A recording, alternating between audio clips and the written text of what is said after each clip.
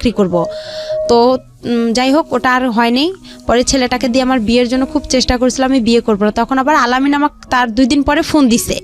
আলামিনের সাথে আমার কথা হয়েছে, কথা হওয়ার পরে আমার যে দাদি অন্ধ ছিল তাকে আমি রান্না করে দিতে গেছি। আমার বাবা আবার আমার দাদিকে পছন্দ করে না, রান্না করতে কেন গেছি এটা নিয়ে আমাদের বাসায় একটু হালকা পাতলা কথা হইতে হইতে মারধর শুরু হয়ে গেল। আমাকে বাসায় বৃষ্টি পড়ছে, আমাদের টিনের ঘর ছিল, বৃষ্টি পড়ে খাট ভিজে গেছে বিছানা। তো এখন আমার মা বলছে ওইটা উঠাই ফেলাও। তো আমি বলতেছি এতটুকু ভিজাতে কিছু হবে না। এই সামান্য একটা কথা নিয়েই আমাকে তারা অনেক মারধর করলো। আমি প্রথমত আমার মাকে নিয়ে বলতে চাচ্ছি। আমার মা বাবা যখন বিয়ে হয় আমি অনেক ছোট, জি 4 বছর হব এরকম। আপনি ছোট আপনি বিয়ের পরে আমার মা বাবা আমি যখন আমার মা বাবার বিয়ে হয়েছে আমি জন্মের পরে, আমি 4 বছর বয়স তখনই। বাট আমার মা বাবা ছাড়াছাড়ি ডিভোর্স হয়ে গেছে। এটা কি আপনার নিজের মেমোরি থেকে বলছেন, স্মৃতি থেকে বলছেন, নাকি পরবর্তীতে বড় হয়ে শুনেছেন? আসলে বড় হয়ে বলতে আমি যখন একটু হালকা বুঝমান হই তখন দাদি ফুপু ওনারা গল্প করতো বলছে, আমি জিজ্ঞাসা করছি আপনার নিজের মেমোরিতে কি আছে? বাবা মা একসাথে থাকার কোনো মেমোরি আছে? আমার বাবা মাকে আমি একসাথে দেখিনি। আচ্ছা, আপনার মেমোরিতে নাই আপনার? হ্যাঁ, এটা বলতে পারবো না। জি। কিন্তু আমার বাবার অবস্থা খারাপ ছিল, মা সংসারে যায় জিনিস সবকিছু নিয়ে আসছিল। নিয়ে আসার পরেও বাবা আর কি অনেক গরিব ছিল, এই জন্য মা থাকেনি, মা চলে গেছে। বাবাও ডিভোর্স দিয়ে দিছে, বাবা কোনো কিছু দেয়নি। আমার বাবা গ্রামের মানুষ, আমার মা বগুড়াতে থাকে। আচ্ছা। দুপচাচি আমার মার বাসা, ওখানে আমার মা থাকে। আমার মা ওসব পছন্দ করতো না, ওনারা একদম নিম্ন পরিবারের। বাবা খুব নিম্ন পরিবারের? হ্যাঁ, বাবা খুব নিম্ন পরিবারের ছিল, অশিক্ষিত ছিল, সে কিছু বুঝতো না, আর সে কোনো কর্মও পারতো না। আচ্ছা। তারপরে যাই হোক এভাবে মা বাবা আমার যাই হোক সংসার হইতো। শুধু একটা কারণে আমার মা আমাকে নিয়ে নাকি আমি জানি, দাদি বলছে যে মা আমাকে নিয়ে ঘুমাইছে, আমার বাবা অনেক রাতে আসছে। আসার পরে আমার মা অনেক ঘুমন্ত ছিল, বাবা দরজা লক করছে, মা খুলতে পারেনি। এই জন্য বাবা একটা খারাপ ভাষা করে গালাগালি করছে মাকে। মা বলছে না আমি আর তোমার সংসারই করব না, চলে যাব। পরে মা চলে গেছে, আর আসতেছে না। পরে আমার দাদি ফুপু সবাই চেষ্টা করছে যে তাকে নিয়ে আসার জন্য। আমার মা বলছে যে না, বগুড়ার মানুষ বলতেছে আমি ওর ভাত আর খাবোই না, আমার ও বাচ্চা দিলে দিবে, না দিলে না, আমি ওর সংসার করব না। এত একটা নিম্ন পরিবারে বাবার বাড়ি থেকে এত কিছু নিয়ে গেছি, তারপরেও আমার ওখানে জায়গা হচ্ছে না, বা ও আমার কথা শুনতেছে না, আমার প্রয়োজন নাই। তারপরে আমার বাবাকে একটা সুযোগ দেওয়া হয়েছিল যে আপনি ঘরটা ঠিক করেন, আমি আমার মার বাসা থেকে বাচ্চাকে নিয়ে বেড়ায় আসি। তারপর আমার মা বলছে যে তুমি ঘরটা ঠিক করে আমাকে নিতে আসো। পরে আমার বাবা কি করছে, সে ঘর ঠিক না করে আমার মাকে নিতে গেছে। পরে যাওয়ার পরে যাই হোক আমার মা পরে আসছে, আয়সা দেখে যে ঘর ঠিক হয়নি, না হওয়ার কারণে পরে মা বলতেছে আমি আর থাকবো না, চলে যাব। পরে আমার মা আমাকে নিয়ে চলে গেছে। আবার যাওয়ার পরে 1 সপ্তাহ পর আমার নানি বাসা থেকে মাকে পাঠানো হয়েছে নাকি আমার দাদার বাসায়। আসার পরে আমার বাবা তখন বলে আমি আর রাখবো না তোমাকে। তখনকার হিসেবে আমার মা 10,000 টাকা, 3 ভরি স্বর্ণ, আর ঘরের যা জিনিসপাতি লাগে চাল ডাল শুরু করে সে সব কিছু নিয়ে আসছে। তারপর আমার বাবা ওগুলো কিচ্ছুই তাকে দেয়নি। মা যখন আর কি চলে গেছে, যাওয়ার পর মাকে তো দেয়নি, না দেওয়ার কারণে বাবা তো ছোট বাচ্চা, আমি অনেক জিদ করতাম, অনেক খাইতে চাইতাম। একটা মেয়ে তো 4 বছর বয়স, তখন তো তার মার আদরটা সবচেয়ে বেশি প্রয়োজন হয়, বাট আমি তো সেটা পাইনি। বাট না পাওয়ার কারণে দেখা যায় আমি বাবার কাছে সে জিদটা করছি। আমার ফুপি ছিল, দাদি ছিল, আমার দাদি অন্ধ, আমার বাবার কারণেই অন্ধ হয়ে গেছে। আমার ফুপি রিলেশন করার জন্য আমার বাবাটা পছন্দ করতো না, আমার মা থাকাতে আমার ফুপি রিলেশন করতো। পরে আমার মা যেহেতু ননদ আর ভাইয়ের বউ সব ফ্রিভাবে বলতো আমার মাকে, তো ফুপি এসব করতো। আমার বাবা এসব শুনছিল, শোনার পরে দাদি বাতাস উঠছে অনেক, দাদিকে জুতা দিয়ে, বালু ছিল বাসায় অনেকগুলো, পরে আর কি বাবা জুতা দিয়ে দাদিকে মারতে গিয়ে জুতার বালুগুলো দাদির চোখে গেছিলো। তারপরে আর কি বাবা অনেক মারধর করতো, অনেক জিদ করতাম, অনেক কিছু, কিন্তু দাদি ফুপু আমাকে কেউ মানুষ করেনি। সবারই পরিবার ছোট ছিল, আবার এতটা তারা অর্থ ছিল না, সবাই দিন মজুর করতো, কে আমাকে আর দেখবে, আমি তো ছোট বাচ্চা, এত কেয়ার দিয়ে তো রাখার মতো সময় নেই তাদের। পরে বাবার কাছে জিদ করতাম, বাবা এই জন্য মারতো বেশি করে। আমাকে কুয়া আছে, গ্রামের যে কুয়া, আমার বাবা আমাকে কুয়াতেও ফেলে দিছিল, শুকনা কুয়া। পরে আমার মেজো ফুপুর ছেলে আমাকে উঠাইছে ওই কুয়া থেকে। দুধের জন্য অনেক কান্না করছিলাম। আর আমার বাবা তখন থানাতে আমাদের ভ্যান্না পীরগঞ্জ বলে বড় দরগা, ওখানে থানাতে আমার আব্বা ওখানে বাবুর্চি হিসাবে কাজ করছিল। ওখানকার দারোগার ওয়াইফের বাচ্চা ছিল না, উনি আমাকে চাইছিল, আমার বাবা বলছে না দিবে না, কিন্তু সে সারাদিন সকালে যায় রাতে থাকে, থাকার পরে আসতো, মানে তারপর আমাকে সে এতটা ভালোবাসতো না। তারপর আমার মার কাছে খবরটা চলে যায়, যার পর আমার মা বলে যে ওকে দিয়ে যাও রেবাকে আমার কাছে। তো আমার বাবা বলতেছে না জীবন গেলেও দিব না। আর আমার আব্বু একটু বেশি থানা পুলিশ সে একটু ইয়া করতো, আমার মারা আবার একটু ভয় করতো যে একটা মান সম্মানের ব্যাপার আছে থানা পুলিশের, আচ্ছা ওর মেয়েকে ওই নিয়ে থাক। এভাবেই আমার মায়ের সাথে আমার বাবার এখানেই সামর্থ্য হয়ে গেল। হওয়ার পরে আমি আর মানে তখন আমার দাদির কাছে ছিলাম।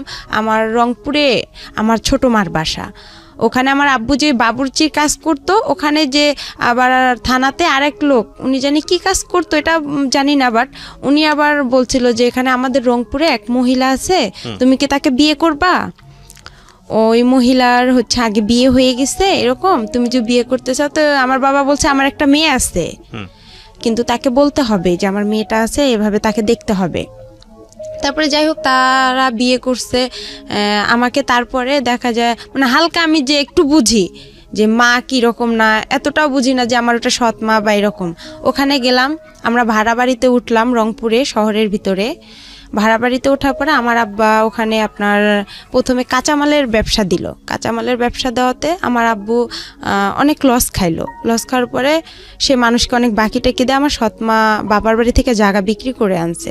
তারা আবার একটু স্ট্যান্ডার্ড ফ্যামিলি, সে আবার পছন্দ করতো না যে সে একদম রিক্সা চালাক ভ্যান চালাক, এটা তার একটা মানে মান সম্মানের ব্যাপার ছিল, সে চাইতো না। সে জায়গা বিক্রি করে এনে তাকে ওটা যে সে দেখে সেটাতেও লস খাইলো। পরে তাকে কি করা হলো, রিক্সাতে দেওয়া হলো। রিক্সা চালায় আমার সৎমা আমাকে আবার এতটা ভালোবাসে না, মানে সে বলে যে সতীন নাই, সতীনের কোনো বাচ্চা কাচ্চাও ভালো লাগে না, আমি কি সতীনের সংসার করব? তখন এই আমাকে নিয়ে রেগুলার আমাদের ঝগড়া হয় আমার বাবা মার। মানে আমি আর কি, আমি তো কোনো কথা বলতে পারি না, তখন আমার টাইফয়েড নিউমোনিয়া। তারপরে এভাবে আর কি মানে সে আমাকে নিয়ে তাদের খুব আপনার সৎমার ঝামেলা করতো? হ্যাঁ, অনেক ঝামেলা করতো, অনেক মারধর হইতো। এভাবেই আর কি দিনগুলো চলে গেল। 2-3 বছর চলে গেল। যাওয়ার পরে আমার সৎ নানার বাসায় চলে আসলাম আমরা। চলে আসার পর ওখানে আমার মানে সবাই আর কি মানে গ্রাম অঞ্চলে ও এক কথা বলতো, ও এক কথা বলতো, মানে আমি বাট আমার মার সব কথা শুনতাম।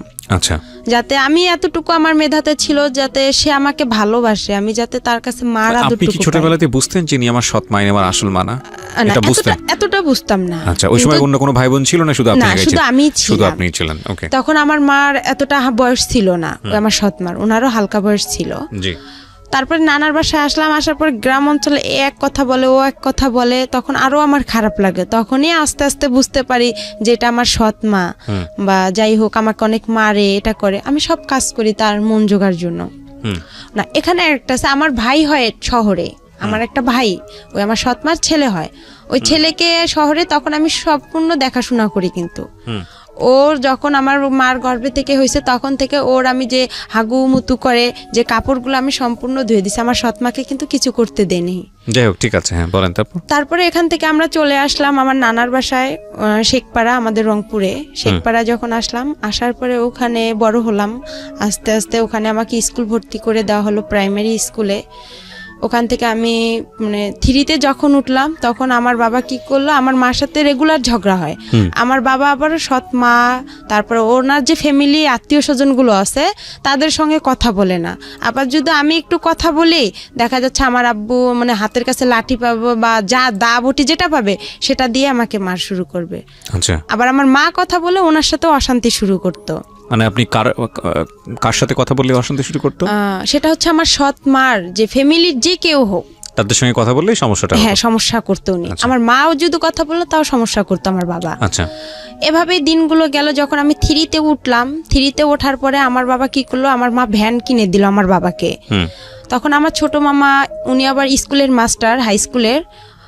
তখন উনি বলতেছে যে এরকম আমাদের একটা মান সম্মানের ব্যাপার আছে, ও যে ভ্যান চালাবে এটা কিরকম দেখায়, এটা কিভাবে হয়। পরে আমার মা বুঝায় বলছে, আমার নানাকেও জায়গা বিক্রি করতে দিবে না আমাকে, যে তুই কি ওর পিছনে সব শেষ করবি নাকি, তোর ভবিষ্যৎ আছে না। তারপরে মা বলতেছে আচ্ছা দেখি আর একবার। সে তখন কি করলো, ভ্যানটা কয়েকদিন চালার পরে বাসায় খুব ঝগড়া শুরু করে দিল। আর আমার ছোট মার মুখের ভাষা অনেক খারাপ ছিল। আচ্ছা, মানে অনেক রং কথা বলে গালাগালি করতো, আমার বাবাও অনেক রং কথা বলে গালাগালি করতো, আমার খুব খারাপ লাগতো। আমি যদি ওখানে কথা বলতাম, দেখা যেত আমার বাবা আমার মার সাথে কিছু না করতে পেয়ে আমাকে সে দেখা যায় খুব মারধর করতো, এমন মারতো যে আমার শরীর ফেটে রক্ত বের হতো। আবার দেখা যেত আমাকে রশি দিয়ে সে হাত পাও বেঁধে রাখতো, বেঁধে ঘরে বন্দি করে রাখতো। তারপরে এভাবে মারার পরে যাই হোক, সেদিন ও রাতে বাসায় কোনো খাবার দাবার কিছু আনে নেই, চাল ডাল কোনো তরকারি আনে নেই। আমার ভাইটাও ছোট। তারপরে ও একটু হাঁটে আস্তে আস্তে, ওরও মনে হয় 3 বছর কি 4 বছর। তখন বাবা কি করলো, আমি 3তে উঠলাম, আমার ফাইনাল পরীক্ষা দিতে হবে। পরে আমার বাবা কি করলো, ভ্যানটা নিয়ে আমার দাদার বাসায় চলে আসলো, ভ্যান্ডাবাড়িতে চলে এসে আমার বাবা 2-3 দিন ওখানে থাকার পরে ভ্যান বিক্রি করে দিছে। তখন আমার সৎমা বলতেছে, আবার আমার মামা নানা নানি সবাই বলতেছে যে ওর তো বাবা নাই, ও কি খাবে এখানে, তুই না হয় তোর সন্তানরে কাজ টাজ করে খাওয়াবি, তোর মেয়েরে কে খাওয়াবে, তোর সৎ মেয়েরে। পরে আমাকে ও বলতেছে তুমি তোমার বাবার কাছে চলে যাও, কি করবো। পরে আমি যাই হোক, আমার কাছে জানি কয়েকটা টাকা ছিল, ওখান থেকে 30 টাকা কি 25 টাকা তখন বাস ভাড়া লাগে। আমি মডার্নে আসলাম, এসে ওখান থেকে বললাম যে আমি এখানে ভ্যান্ডাবাড়িতে যাব, পরে এত টাকা আছে। পরে ওভাবে আমি খুব রিকোয়েস্ট করলাম ড্রাইভারকে যে আঙ্কেল আমি তো অনেক ছোট মানুষ, দেখেন আমি এখানে কোথায় হারায় যাব, আমার বাবার কাছে আমাকে নিয়ে যান, আমার এরকম সমস্যা। তাকে আমি বিস্তারিত বললাম, সে বলতেছে আচ্ছা আমি চিনি তোমার বাবাকে। আচ্ছা। পরে আমাকে নামাই দিল আমার আবার রাস্তার সঙ্গে আমাদের বাসা, আমার বড় ফুপির বাসা, মেজো ফুপির বাসা। আমি নামলাম, নাইমা কান্না শুরু করে দিছি। আমি সকাল থেকে কিছু খাই নাই অনাহারে, আবার আমার পরীক্ষা।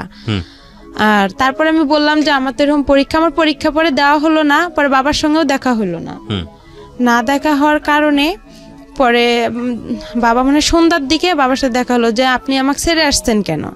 তারপরে বললাম যে আমি কি খাবো, ওখানে তো আমাকে বের করেছে, তুমি তো তোমার সৎ মায়ের কথা মতন চলো ইয়া করো, তো ওখানেই থাকতা, এখানে আসছো কেন বাবা বলছে এটা। হ্যাঁ, তো আমি বলতেছি তখন কোথায় ছিল? বাবা তখন দাদার বাসায় ছিল। আচ্ছা। তখন আমি বললাম যে আমি ওখান থেকে কি করব, ওরা সবাই আমাকে এই কথা বলতিছে। পরে ওখানে থাকলাম। কোন ক্লাসে পড়েন তখন? তখন আমি 3তে। ক্লাস 3তে, ওকে। তারপরে বাবা ওখানে কয়েক মাস থাকার পরে দেখা যায় আবার আমরা কি করলাম, বাবার আর মানে ভ্যানটা বিক্রি করে খাওয়া আর তো কিছু নাই তার, সে বিক্রি করে খাবে। আমার দাদি তো অন্ধ, তারও কিছু জিনিস ছিল, সেগুলোও সে দেখা যায় কিছু টাকা ছিল তার বয়স্ক ভাতা, এগুলোও সে মানে ঘরে চাল ডাল ছিল, বস্তা ছিল চালের, ধান ছিল, এগুলো সম্পূর্ণ খাওয়ার পরে আমার দাদিকে আর দেখতে পারে না। আমার দাদি কিন্তু অন্ধ। যাই হোক, এটা হওয়ার পরে বাবা কিছুদিন পর আমাকে নিয়ে আবার রংপুরে চলে গেল, শহরে লালবাগে, কারমাইকেল কলেজের অপোজিট সাইডে। ওখানে আবার বাসা ভাড়া থাকে, ওখানে আমরা বড় একটা রুম নিলাম ছোট দেখে। আমার বাবা ওখানে রিক্সা নিল। পরে ওই আমার যে নানার বাড়ি, সৎ নানার বাসা, ওখান থেকে কিছু মামারা যাওয়া আসা করে, কাঁচামালের ব্যবসা আপনার সিও বাজারে, পৌর বাজারে তারা যায়, তাদেরকে আমি দেখি, বলে যে ওই যে রেবা, খালেদার মেয়ে, আমার সৎমার নাম ছিল খালেদা, বলে খালেদার মেয়ে। পরে এই কথা বলার পরে তা আমি বলতাম মামা আমরা তো এখানে আসছি, এরকম বিষয় দেখেন মা আর আব্বুকে আবার একসঙ্গে করা যায় নাকি। পরে আমি আবার অসুস্থ হইলাম। অসুস্থ হওয়ার পরে আমার বাবাকে বললাম যে আপনি কাউরে না কাউরে ধরেন, আবার ওখানে যাইতে হবে, আমার পরীক্ষা দিতে হবে। 1 মাস পরে কিন্তু আমরা আসছিলাম এখানে। পরে 1 মাস পরে আবার কি হলো, 1 মাস থাকলাম শহরে ভাড়া বাসায়, আমার আব্বা রিক্সা চালাইলো। পরে আমার আব্বু এর হাত ধরে, ওর পা ধরে যে ভাই আপনি একটু চেষ্টা করেন, দেখেন কি করা যায় না যায়। এভাবে মনে করেন আমার আব্বু একটু একটু করে আগাইলো। আগার পরে আমার মা আবার তাকে নিল। আচ্ছা। আবার নেওয়ার পরে সে আবার ওখানে গেল, যাওয়ার পরে তাকে বলা হলো যে আপনি ওদের সাথে কি কথা বলতে দিবেন, যারা আমার বাবাকে আমার মার সাথে যোগাযোগ করে দিচ্ছে তারা বলতেছে যে তুমি কি পারবা খালেদার বাবার মার সাথে কথা বলতে দিবা। তো বলতেছে হ্যাঁ আমি সব করব, আমি স্টামের উপর বনসই করব। এভাবে আমরা ওখানে আবার গেলাম। আমি 3তে পরীক্ষাটা দিতে পারলাম, ফাইনাল পরীক্ষাটা। ম্যাডামরা বলতেছে যে তুমি এরকম করো, স্কুলে আসো না, এভাবে তো হয় না কারো একটা ক্লাস, আর তুমি এভাবে পারবাও না পড়তে, এটা সম্ভব। পরে আমার বাবা মাকে দুজনকেই ডাকছে যে ওকে আপনারা তো প্রাইভেট দেন না, কিছু দেন না। তারপরে আমার স্কুলের যে পাড়া প্রতিবেশী যারা আছে, কিছুজন তো ভালো আছে, পরে ওনারা গিয়ে বলছে ওর সৎ মা, আচ্ছা ওর সাথে এরকম করে, ওকে তো কিছু দেয় না। আমাকে আমার বাবা মা প্রাইভেট দিত না, আমি যে মাসে 300 টাকা করে পাইতাম আপনার, ওইটাও মনে করেন 3 মাস পর পর 300 টাকা করে সরকারে দিত প্রাইমারি স্কুলে। আচ্ছা আচ্ছা ওখান থেকে ওই টাকাটা কি করতো আমার বাবা মা খরচ করতো। আবার দেখা যাচ্ছে ও অনেকে পায়, অনেকের মা কি করতো একটা জামা কিনে দিত, একটা নাকের ফুল কিনে দিত। আমারও খুব ইচ্ছা হইতো যে আমি একটা নাকের ফুল নিব বা একটা জামা নিব, মানে খুব কষ্ট লাগতো, কিন্তু আমি বলতাম না ভয়ে যে আমি যদি আবার এরকম করে আমাকে নিয়ে যদি আবার চলে যায়, আমার পড়াশোনাটা এখানে আবার মিস হয়ে যাবে, আমি তখন কি করব, মানে চিন্তা করতাম। এভাবে হইতে হইতে আমার বাবা 4-এ উঠে আবার এরকম শুরু করে দিল। আবার একটা ভ্যান কিনে দিল আমার মা লোন করে কিস্তিতে, ওই ভ্যানটা নিয়ে আবার আমার বাবা এরকম চলে গেল। কিছুদিন পর চলে যাওয়ার পরে দেখা যাচ্ছে আর আমার মা নিচ্ছে না, তখন আমি আরো একটু বড় হয়ে গেলাম, হালকা একটু সাবাল্যক হলাম, একটু বুঝতে পারলাম। পরে যাই হোক এভাবে হইতে হইতে মনে করেন প্রায় 2-3 মাস হয়ে গেল। আমি ফাইনাল পরীক্ষা দিলাম, আমি কোনো রকম পাশ করছি, এটাকে পাশ বলে না। তারপরে ম্যাডামেরা আমাকে উঠাই দিল। জি আমি কি করলাম, আমি তো পড়াশোনা করিনি, আমি কি করলাম, আমার পাশে আমার এক বান্ধবী ছিল রিপা, আশামণি, ওদেরকে দেখতে চাইতাম। ওরা লিখতো পরীক্ষার খাতা, আমি ওদের একটু উকি মেরে দেখতাম, কিন্তু ওরা আমাকে দেখাইতো না, যে ওরাও তো নাম্বার কম পাবে, ওরা দেখাইতো না। আমি কি করি, পরে এর কাছে যাই, একটু শূন্য স্থান টিক চিহ্ন ম্যাডামকে বলি যে ম্যাডাম দেখেন একটু আমাকে দেন, আমি তো পরীক্ষা এরকম পড়তে পারিনি, আর বাবাও তো নিয়ে গেছে আমাকে ওদিকে, আর আমাদের সংসারে এমনি অনেক ঝগড়াঝাটি, আমাকে 4-এ উঠতেই হবে। পরে ম্যাডামও যাই হোক বলে দিত, পরে বলতো আচ্ছা রে বা ঠিক আছে। ম্যাডাম শূন্য স্থান টিক চিহ্ন আমার সম্পূর্ণ বলে দিত, কাউকে বলে দিত না, আমাকে বলে দিত। আবার ছোট প্রশ্নগুলোও বলে দিত, লেখেও দিত। উনি আমাকে অনেক হেল্প করছে ম্যাডামেরা। এভাবে 4-এ ওঠার পরে আবার উনি ওই রকম করলো, আবার আমার টেস্ট পরীক্ষা শুরু হলো 4-এ হওয়ার পরে আবার আমার বাবা আমাকে নিয়ে গেল 2টা পরীক্ষা নাই দিতে, বাংলা ইংরেজি দিছি, তারপরে উনি আমাকে নিয়ে এভাবে চলে গেল। যাওয়ার পরে আবার কিছুদিন ভ্যান বিক্রি করে খেয়ে আবার ওই রকম বসেছিল। পরে আমার বাবা ঢাকায় আসছিল রাজমিস্ত্রির কাজ করার জন্য, আর আমাকে থুয়ে আসছিল আমার ফুপুর কাছে। ওখানে আমার ফুপুর কাছে আমি থাকি, তাদের ওখানে খাবার নাই, দাবার নাই, কেউ আমাকে ভালোবাসে না, বলে তোমার বাবা নাই, মা নাই, টাকা পয়সা নাই, আমরাই তো দিন মজুর করে খাই, তোমাকে কি খাওয়াবো। পরে যাই হোক আমি দেখা যায় ছোট মানুষ, এর ওখানে আমাকে ডাকে, ও বলে যে তুমি এটা কাজ করো, তাহলে তোমাকে আমি খাইতে দিব। আমি যেটা বলতো তার সেটাই কথা শুনতাম, তখন আমি খাইতে পারতাম। আবার দেখা যায় আমার দাদি অন্ধ ছিল, রান্না করতে পাইতো না, কোনো ছেলে মেয়ে তাকে দেখতো না। দেখা যায় পাশের বাড়ি থেকে তার চাচাতো ভাইয়ের বউ আছে বা এরকম আত্মীয় স্বজন, তাদেরকে দেখা যায় খাবার দিয়ে যাইতো দাদিকে। ওই খাবার ওখান থেকে আমার দাদি আবার কি করতো, উনি একটু খাইতো, আমাকে ডাকতো রে ভাই, আমি আবার দৌড়ে এসে খেয়ে নিতাম। আচ্ছা, বুঝতাম না যে দাদি কতটুকু খাইলো না খাইলো, পেট ভরলো কি না ভরলো।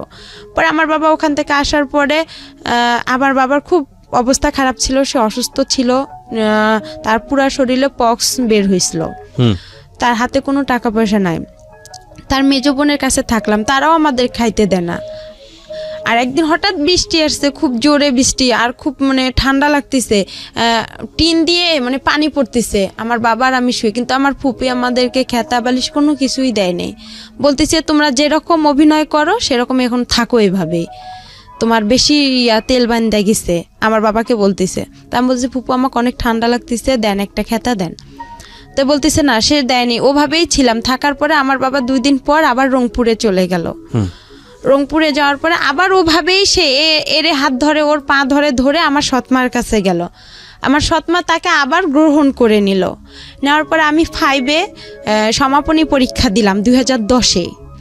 দেওয়ার পরে কেউ পরীক্ষা দিতে দিবে না আমাকে, কয় ও পারবে না। আমার মা প্রতিবেশী মামিরা ছিল যারা আমার স্কুলের ফ্রেন্ডগুলো, ওরাও বলতো যে না ও পরীক্ষা দিতে পারবে না। ম্যাডামও বলতো যে না রে বা তোমার আর সম্ভব না, কেন এটা সমাপনী পরীক্ষা, এখানে ফাজলামি করার জায়গা না, আর তুমি পারবা না, তোমার কোচিং নাই, প্রাইভেট নাই, কিছু নাই, তুমি কিচ্ছুই পারবা না। পরে আমি সবার কথা অমান্য করে আমি বলছি না আমি পরীক্ষা দিবই, আমি পাইলে পাবো, না পাইলে নাই, এটা আমার কোনো দেখার বিষয় নাই। তারপরে আমার সৎমাও দিবে না। এখন আমার পরীক্ষাটা হচ্ছে আমার বাসা থেকে অনেক দূরে, এখন আমাকে সকালবেলা কে রেখে আসবে, রাখার লোকও নাই। পরে আমি এতটা পড়তেও পারি না, গাইড নাই, কিভাবে পড়বো। যাই হোক একটু করে যতটুকুই পড়ছি, আল্লাহ আমার পাশে ছিল বিধায় আমি মনে হয় পরীক্ষাটা দিতে পারছি, পাশও করছিলাম। কোন ক্লাসে? 5-এ। ক্লাস 5-এ? হ্যাঁ 5-এ 2010-এ।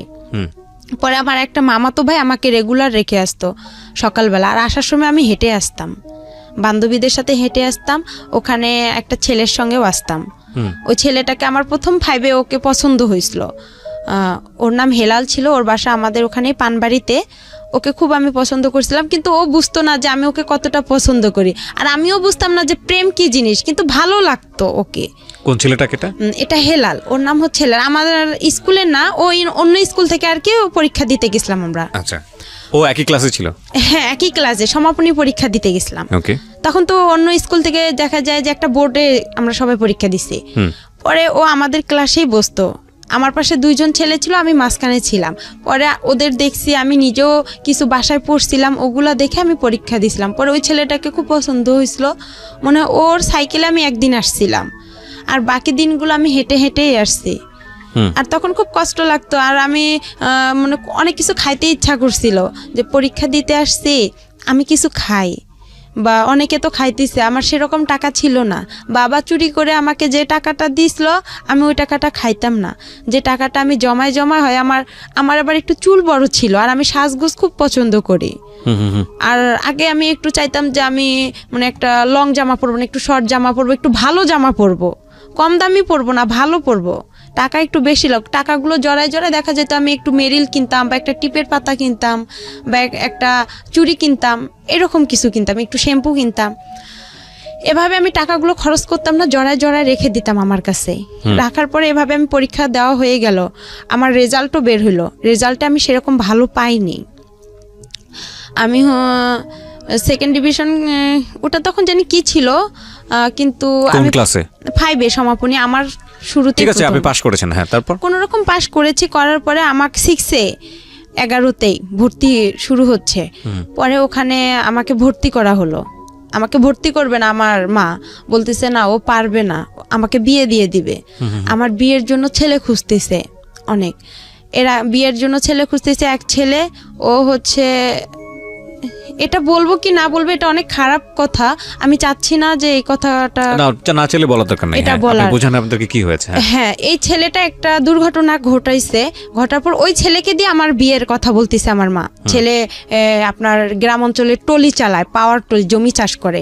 ওই ছেলে, হ্যাঁ টলার, ওই ছেলেকে দিয়ে আমার বিয়ে দিবে। তা আমি বলতেছি ওই ছেলে একটা এত বড় দুর্ঘটনা ঘটাইছে, ওকে আমি বিয়ে করব না। আমি আর কি মনে মনে এটা ভাবতেছি যে না, আমি কখনোই ছেলেকে বিয়ে করব না। আমার বাবাও রাজি না, যে আমার মেয়ে এখনো সাবালক হয়নি, আর আমি বিয়ে এখনই দিব না। আমি যখন ক্লাস 5-এ পড়ি তখনও, বাট আমি জামা সেভাবে পরি না, সেভাবে প্যান্টও পরি না, খোলামেলায় আমি চলতাম। ছোট বাচ্চা, হ্যাঁ, এত বুঝতাম না যে আমি এখনো বড় হইছি, আমি ভাবতাম যে আমি এখনো ছোট আছি। কিন্তু আমার মার কাছে আমি খুব বড় ছিলাম, সে আমাকে খুব দ্রুত বিয়ে দিতে পারলে হয়তোবা সে বেঁচে যাইতো, এটা ভাবছিল। কিন্তু সে আমাকে অনেক জিদ করে বিয়েটার কথা বলছিল। আমি পরে আমার বাবা বলছে না, আমিও বলছি যে না, বিয়ে করব না এখন। আমি ইউসেপ টেকনিক্যাল আমাদের ওখানে শুরু হয়েছে, ওখানে আমি ভর্তি হব। আচ্ছা, টেকনিক্যালে আপনি কি করবেন? টেকনিক্যালে ওখানে হচ্ছে আপনার ট্রেড অনুযায়ী কাজ শেখাচ্ছে। আপনি কাজ শিখবেন ওখানে? হ্যাঁ, লেখাপড়া বাদ দিয়ে আপনি কাজ শিখবেন? হ্যাঁ, 6-এ আমি ভর্তি হলাম। 6-এ ভর্তি হওয়ার পরে আমার ওই মার যে ছোট ভাই, উনি আবার হাই স্কুলের মাস্টার গণিতের। পরে ওখানে আমার সব মানে ফ্রি করা হলো না, একটা হাফ ফ্রি ফুল ফ্রি আমার উপবৃত্তিও ওখানে দেওয়া হলো। দেওয়ার পরে আবার 6-এ পড়ার সময় আবার আমার বাবা পাগলামি শুরু করে দিল, ওই আগেরটাই। আবার উনি চলে গেল, যাওয়ার পরে আমি আর চলে গেলাম না, আমিও থাকলাম। থাকার পরে দেখা যায় আমার বাবা আসতেইছে না। আর তখন আমার মা আবার ভ্যানটা দেয়নি, ভ্যান বাসায় ছিল। পরে আবার বাবা চলে গেল, পরে আমিও আবার 2-3 দিন এখানে থাকার পরে, রংপুরে থাকার পরে, নানার বাসায় থাকার পরে আমিও চলে গেলাম দাদার বাসায়। যাওয়ার পরে আবার বাবাকে নিয়ে আসলাম, নিয়ে আসার পরে আবার আমরা ভাড়া বাড়িতে উঠলাম। ওখানে আমার মিস গেল, যাওয়ার পরে আবার আমরা ভাড়া বাড়িতে উঠলাম। ওঠার পরে আবার ওখানে আমার বাবা আবার রিক্সা নিল। ওভাবে আমাদের মনে করেন 2-3 মাস চলে গেল। যাওয়ার পরে আমার বাবা কি করলো, আমার এক মামাকে আবার ধরলো যে আমি বাসায় যাব, আবার আপনি কি করবেন? পরে আমিও ভাবতেছি যে একটা মান সম্মানের ব্যাপার, আমি তো এখন আস্তে আস্তে বড় হইতেছি, কি করব, মানে খুব খারাপ লাগতেছিল। আর একদিন খাইতে পারতাম, একদিন খাইতে পারতাম না, আর আমি রান্না করতে পারতাম না। মানে ভাড়া বাড়িতে ছিলাম, সবাই তো সবার কেয়ার করে না। পরে যাই হোক এভাবে দিনগুলো গেল, যাওয়ার পরে ভাত রান্না করতাম আপনার মাটির যে পাত্র আছে জি। ওটাতেও তরকারি রান্না করতাম, ওটাতেও ভাত রান্না করতাম, কিন্তু গ্যাস ছিল না আমাদের রংপুরে, এখনো গ্যাস হয়নি। আচ্ছা, তো তখন আবার কি ছিল, একগুলো লম্বা লম্বা কাঠ ছিল, ওগুলো গোল করে কেটতে হয়, কাইটটা আবার আপনার কেরোসিন তেল দিয়ে ধরাইতে হয়। আমি খুব কষ্ট করে ধরাইতাম। আর একদিন রান্না করতে গেছি মাটির পাতিলে মুরগির গোস্ত, পরে দেখি মাটির পাতিল ভেঙে সব পড়ে গেছে চুলার নিচে। ওগুলো আপনি কি রান্না করেন নিজের জন্য খাওয়ার জন্য? হ্যাঁ, নিজে বাবার জন্য আর আমার জন্য খাবার। এখন হোটেল থেকে খাবার খাওয়া তো আর পোষাইতো না, বাবা যে ইনকাম করতো সেই ইনকামে দেখা যায় রিস্কার যে আপনার যে ভাড়াটা ওখানে মানে ইনকাম করে নাকি রাতে আবার একটা জমা দিতে হয়, সে জমাটা যদি এখন দেয় তাহলে আমাদের আর খাবারের টাকা থাকতো না। আমার বাবা যে এদিকে যাওয়ার জন্য এর কাছে যাইতো ওর কাছে যাইতো, দেখা যায় সে সময় পাইতো না, যে ইনকামটা করতো জমাটাই দিতে পারতো না, তাহলে কিভাবে খাবো? একবেলা রান্না করতাম, 2 বেলা খাইতাম। সেদিন আবার ওগুলো পড়ে গেছে। আমার বাবা বাবার সঙ্গে থাকতেন হ্যাঁ, থেকে ওই টেকনিক্যালি ওটা পড়াশোনা করতেন? না, ওটা ওখানেই আপাতত বন্ধ থাকলো, ভর্তি হওয়ার কথা ছিল, কিন্তু এই যে বাবা মাঝখান থেকে চলে আসলো আর ওটা ভর্তি আমার হলো বাবার না। সঙ্গে থাকতেন, বাবাকে রান্না করে খাওয়াতেন? হ্যাঁ। আর মা থাকতো হচ্ছে বাড়িতে? হ্যাঁ, মা থাকতো নানার বাসায়, আমার ভাইকে নিয়েই আপনি থাকতো। মার সঙ্গে থাকতে পারতেন না কারণ সৎমা আপনার সঙ্গে খারাপ আচরণ করতো? খারাপ আচরণ করতো, সে চিন্তা করতো যে আমি ইনকাম করতে পারি না, ওকে খাওয়াবো কি, আমার তো ছেলে আছে, তাকে তো খাওয়াইতে হবে। ওকে, আপনার বাবা খরচ দিত না আপনার সৎমাকে? না, সে খরচ দিত না, টোটালি বন্ধ ছিল। ঠিক আছে, বলেন তারপরে যাই হোক এভাবে আর কি আমি ওখানে পরে মুরগির মাংস পড়ে গেছে, আর অনেক শীত ছিল। আমার বা একটা চকি ছিল, ভাড়া বাসায় একটা চকি দিত বাড়িওয়ালারা, চকিতে খেতা বালিশ কোনো কিছুই ছিল না। পরে যে আমাদের রংপুরের অঞ্চলে ভাষায় বলে যে আপনার পল যেটা খ্যার, ওই খ্যার কি করলো আমার বাবা কিনে আনলো, আয়নার নিচে বিছাই দিল আর টিনের ঘর, অনেক বাতাস আসে, গাড়ি চলাচল করে রাস্তা দিয়ে, আর ওই বাতাসটা আসতো। আর আমার বাবার একটা লুঙ্গি আমি গায়ে দিয়েছিলাম, আর শীতে অনেক কাঁপছিলাম। আমার বাবা অনেক মানে হাত পা অনেক কোকড়া করে শুয়েছিল, আমিও ছিলাম। আমার বাবা আলাদা থাকতো, আমি নিচে থাকতাম। আর মাটি থেকে যে একটা ঠান্ডা ভাবটা ওটাও আসতো, ঠান্ডাতে খুব কষ্ট হইতো আমার থাকতে। পরে মুরগির ওটা পড়ে গেছিল, যাওয়ার পরে বাবা অনেক মারধর, যে মামারা আমাকে দেখছিল বা ভাই প্রতিবেশী যারা দেখছিল তারা আর কি এই ধরনের কথাগুলো আমার মাকে গিয়ে বলছে যে আমাকে নাকি ভূত ধরছে, আমি পাগল হয়েছি এরকম। কিন্তু আমি অসুস্থ হয়েছিলাম, এটা একটা মিথ্যা কথা বলছিল আমার বাবা, যে আমার মেয়ে একটু খুবই অসুস্থ আর মাকে দেখার জন্য অনেক পাগল হয়ে গেছে। পরে আবার কি করলাম, এভাবেই গেলাম। আবার আমার বাবা কি করলো, মামা মামির হাত পা ধরলো, প্রতিবেশী মামা মামির হাত পা ধরে আবার আমার মার সাথে মোবাইলে কথা হয়। আমার মা আমার হচ্ছে মামিদের মোবাইল থেকে আমার বাবার সাথে কথা বলে, আমিও কথা বলি যে আমাদেরকে নিয়ে যান, আমাদের এখানে খুব কষ্ট হইতেছে। আর এরকম সৎমাকে? হ্যাঁ। তো আপনি আসল মার সঙ্গে যোগাযোগ করছিলেন না কেন? আসল মার সঙ্গে যোগাযোগ করছিলাম, বাট আমার ওই সময়টাতে যোগাযোগ করেছিলেন? না না, কেন করেননি? করিনি, আমি তো তার বাসা চিনি না। বাবাকে বলেননি কখনো যে বাবা আমাকে আসলে? না, তার কথা বললে বাবা অনেক মারধর করতো। ঠিক আছে, ওকে, পয়েন্ট। তারপরে এভাবেই হচ্ছে আবার গেলাম, ওখানে যাওয়ার পরে বিচার সালিশ বসলো। আমার বাবা আবার আমাকে শিখাই দিছিল যে তুমি ভূতের অভিনয় করবা। পরে আমি আবার কি করলাম, যে আমার মাথা ভারী হয়ে গেছে, আমার খুব খারাপ লাগতেছে, হাত পা জ্বলাজ্বলি করতেছে। মানে আমাকে বলতেছে যে তুমি এরকম করলে তোমার মা তোমাকে ওখানে রাখবে, আমাকেও রাখবে। আচ্ছা। পরে আর কি যাই হোক আমি বলতেছি আমার হাত পা, আমাকে যেভাবে আর কি আমার বাবা বলছিল যে তুমি এভাবে বলবা যে আমার মাথা ঘুরাইতেছে, আমার খারাপ লাগতেছে, তখন আমি এভাবেই বলছি। বলার পরে আমার কি করলো, আমার মামা বলতেছে তাহলে ডক্টর ডাকি, নাহলে ওই যে আমার আবার সৎ না, উনি আবার কবিরাজ ছিল, বলতেছে ওনাকে ডাকি। পরে উনি যাই হোক ডাইকা গা ঝাইরা দিছে। আমি আর পাইতেছি না যে আমি আর কি বলবো না, আর এসব করাটাও ঠিক না, আমি মনে মনে চিন্তা করতেছি। পরে আমি পানি টানি খেয়ে একদম ফুল রেস্ট নিলাম। পরে দেখতেছি ওরা সবাই মিলে যাই হোক আমার মা আর বাবাকে একসঙ্গে করে দেওয়ার পরে ওখানে থাকার পরে 2-1 মাস হয়ে গেল। হওয়ার পরে আবার আমি 6-এ ক্লাস করতেছিলাম, তখন আমার ছোট মা বলতেছে যে এরকম করাটা কি ঠিক? পরে আমার তো কোচিং নাই, 6-এ সবাই ভর্তি হয়ে আপনার গণিত, ইংলিশ সেকেন্ড পার্ট, এগুলোর বিজ্ঞান, এগুলোর কোচিং করে। তখন ওরা সবাই বলতেছে কিরে রে বা তুই মিটু স্যারের কাছে ইংরেজি পড়বি? তাহলে আমি বাসায় এসে বললাম যে এরকম প্রাইভেট দিতে হবে, তো আমারে কোচিং করতে হবে, না হলে স্যারেরা অনেক বকাবকি করে। পরে আমার ছোট মামা আলমগীর মামা আমাদের ক্লাস নিল, প্রথম ক্লাস গণিত। সেদিন উনি অঙ্ক দিছে, আমি অঙ্ক পারিনি। না পারার কারণে আমার মামা আমাকে 2 হাতে মানে একটা বড় বাঁশের লাঠি দিয়ে আমার 2 হাতে মানে 6টা কি 5টা মারছে অনেক জোরে জোরে। ক্লাস 6 এর ঘটনা? হ্যাঁ, ক্লাস 6 এর ঘটনা। কেন পারোনি? পরে আমি টেনশন, বাসায় আসলাম, আইসা খারাপ লাগলো যে আপন মামা হলে কি পারতো সে আমাকে মারতে। আমি তো, সে তো জানে যে আমাদের ফ্যামিলির অবস্থাটা কি, আর আমি তো কোচিং করতে পারবো না, আমার তো সেরকম সামর্থ্য নাই, আর আমি কোনো স্যারের কাছেও যা বলতে পারবো না। কিন্তু আমার মামার এখানে আরও একটা ভুল হয়েছে, সে বুঝতে পারছিল যে তার বোনের এতটা সমস্যা, আমার বাবার অবস্থা খারাপ, তার একটা উচিত ছিল যে তার সবগুলো স্যারদের সঙ্গে কথা বলে আমাকে সব হাফ ফুল মানে ফ্রি করে দিছে, স্কুলের যে বেতন মাইনাগুলো দেওয়া লাগবে না, উপবৃত্তি করে দিছে। তার একটা উচিত ছিল যে একটা এরকম অসহায় মেয়ে সবাই থেকেও না থাকা, তাকে আমরা একটু যদি কোচিং দেই, সব স্যারেরা মিলে সবাই যদি একটু হেল্প করতাম, তাহলে আজকে হয়তো বা আমার জীবনটা আরও বেশি ভালো হতো। তারপরে এভাবে আমি আবার কি করলাম যে দেখি কোচিং টুচিং পাইতেছি না, পরীক্ষাও দিতে পাইতেছি না। পরে আমি কি করলাম, ওই যে আপনার টেকনিক্যালে ভর্তি হওয়ার জন্য আমি বাসা থেকে মাকে চাপ দিলাম। আচ্ছা। পরে আমার কাছে কিছু টাকা ছিল, আমার দাদিও কিছু টাকা দিছিল, ওই দিয়ে আমি 2টা মুরগি কিনছিলাম বাসায়। মুরগি কেনার পরে আমার আবার যে বয়সটা, এই বয়সে আবার আমার জন্ম নিয়ন্ত্রণের কার্ড হবে না, জন্ম নিবন্ধন। হ্যাঁ, জন্ম নিবন্ধন, ওটা কার্ড হবে না। না হওয়ার কারণে এখন ওখানেও তো আমাকে ভর্তি নিবে না। ওখানে যে আপুগুলো পড়ছে ওদের সাথে আমি যোগাযোগ করছি যে আপু আমিও টেকনিক্যালে ভর্তি হব। পরে আমি গেলাম, আমাকে স্যারেরা বলতেছে তুমি অনেক ছোট, তোমার বয়স নাই, তোমাকে এখানে নেওয়া যাবে না। আর এখানে আমরা সাধারণত নেই 13 থেকে 14 বছরের মেয়েদেরকে, তোমার তো সে বয়সটা এখনো হয়নি, কিন্তু কথাই বলতে পারবে না।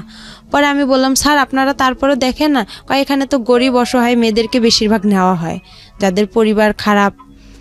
তারপর আমি বললাম যে আপনি আমার বাসায় যায়েন, যাওয়ার পরে দেখেন।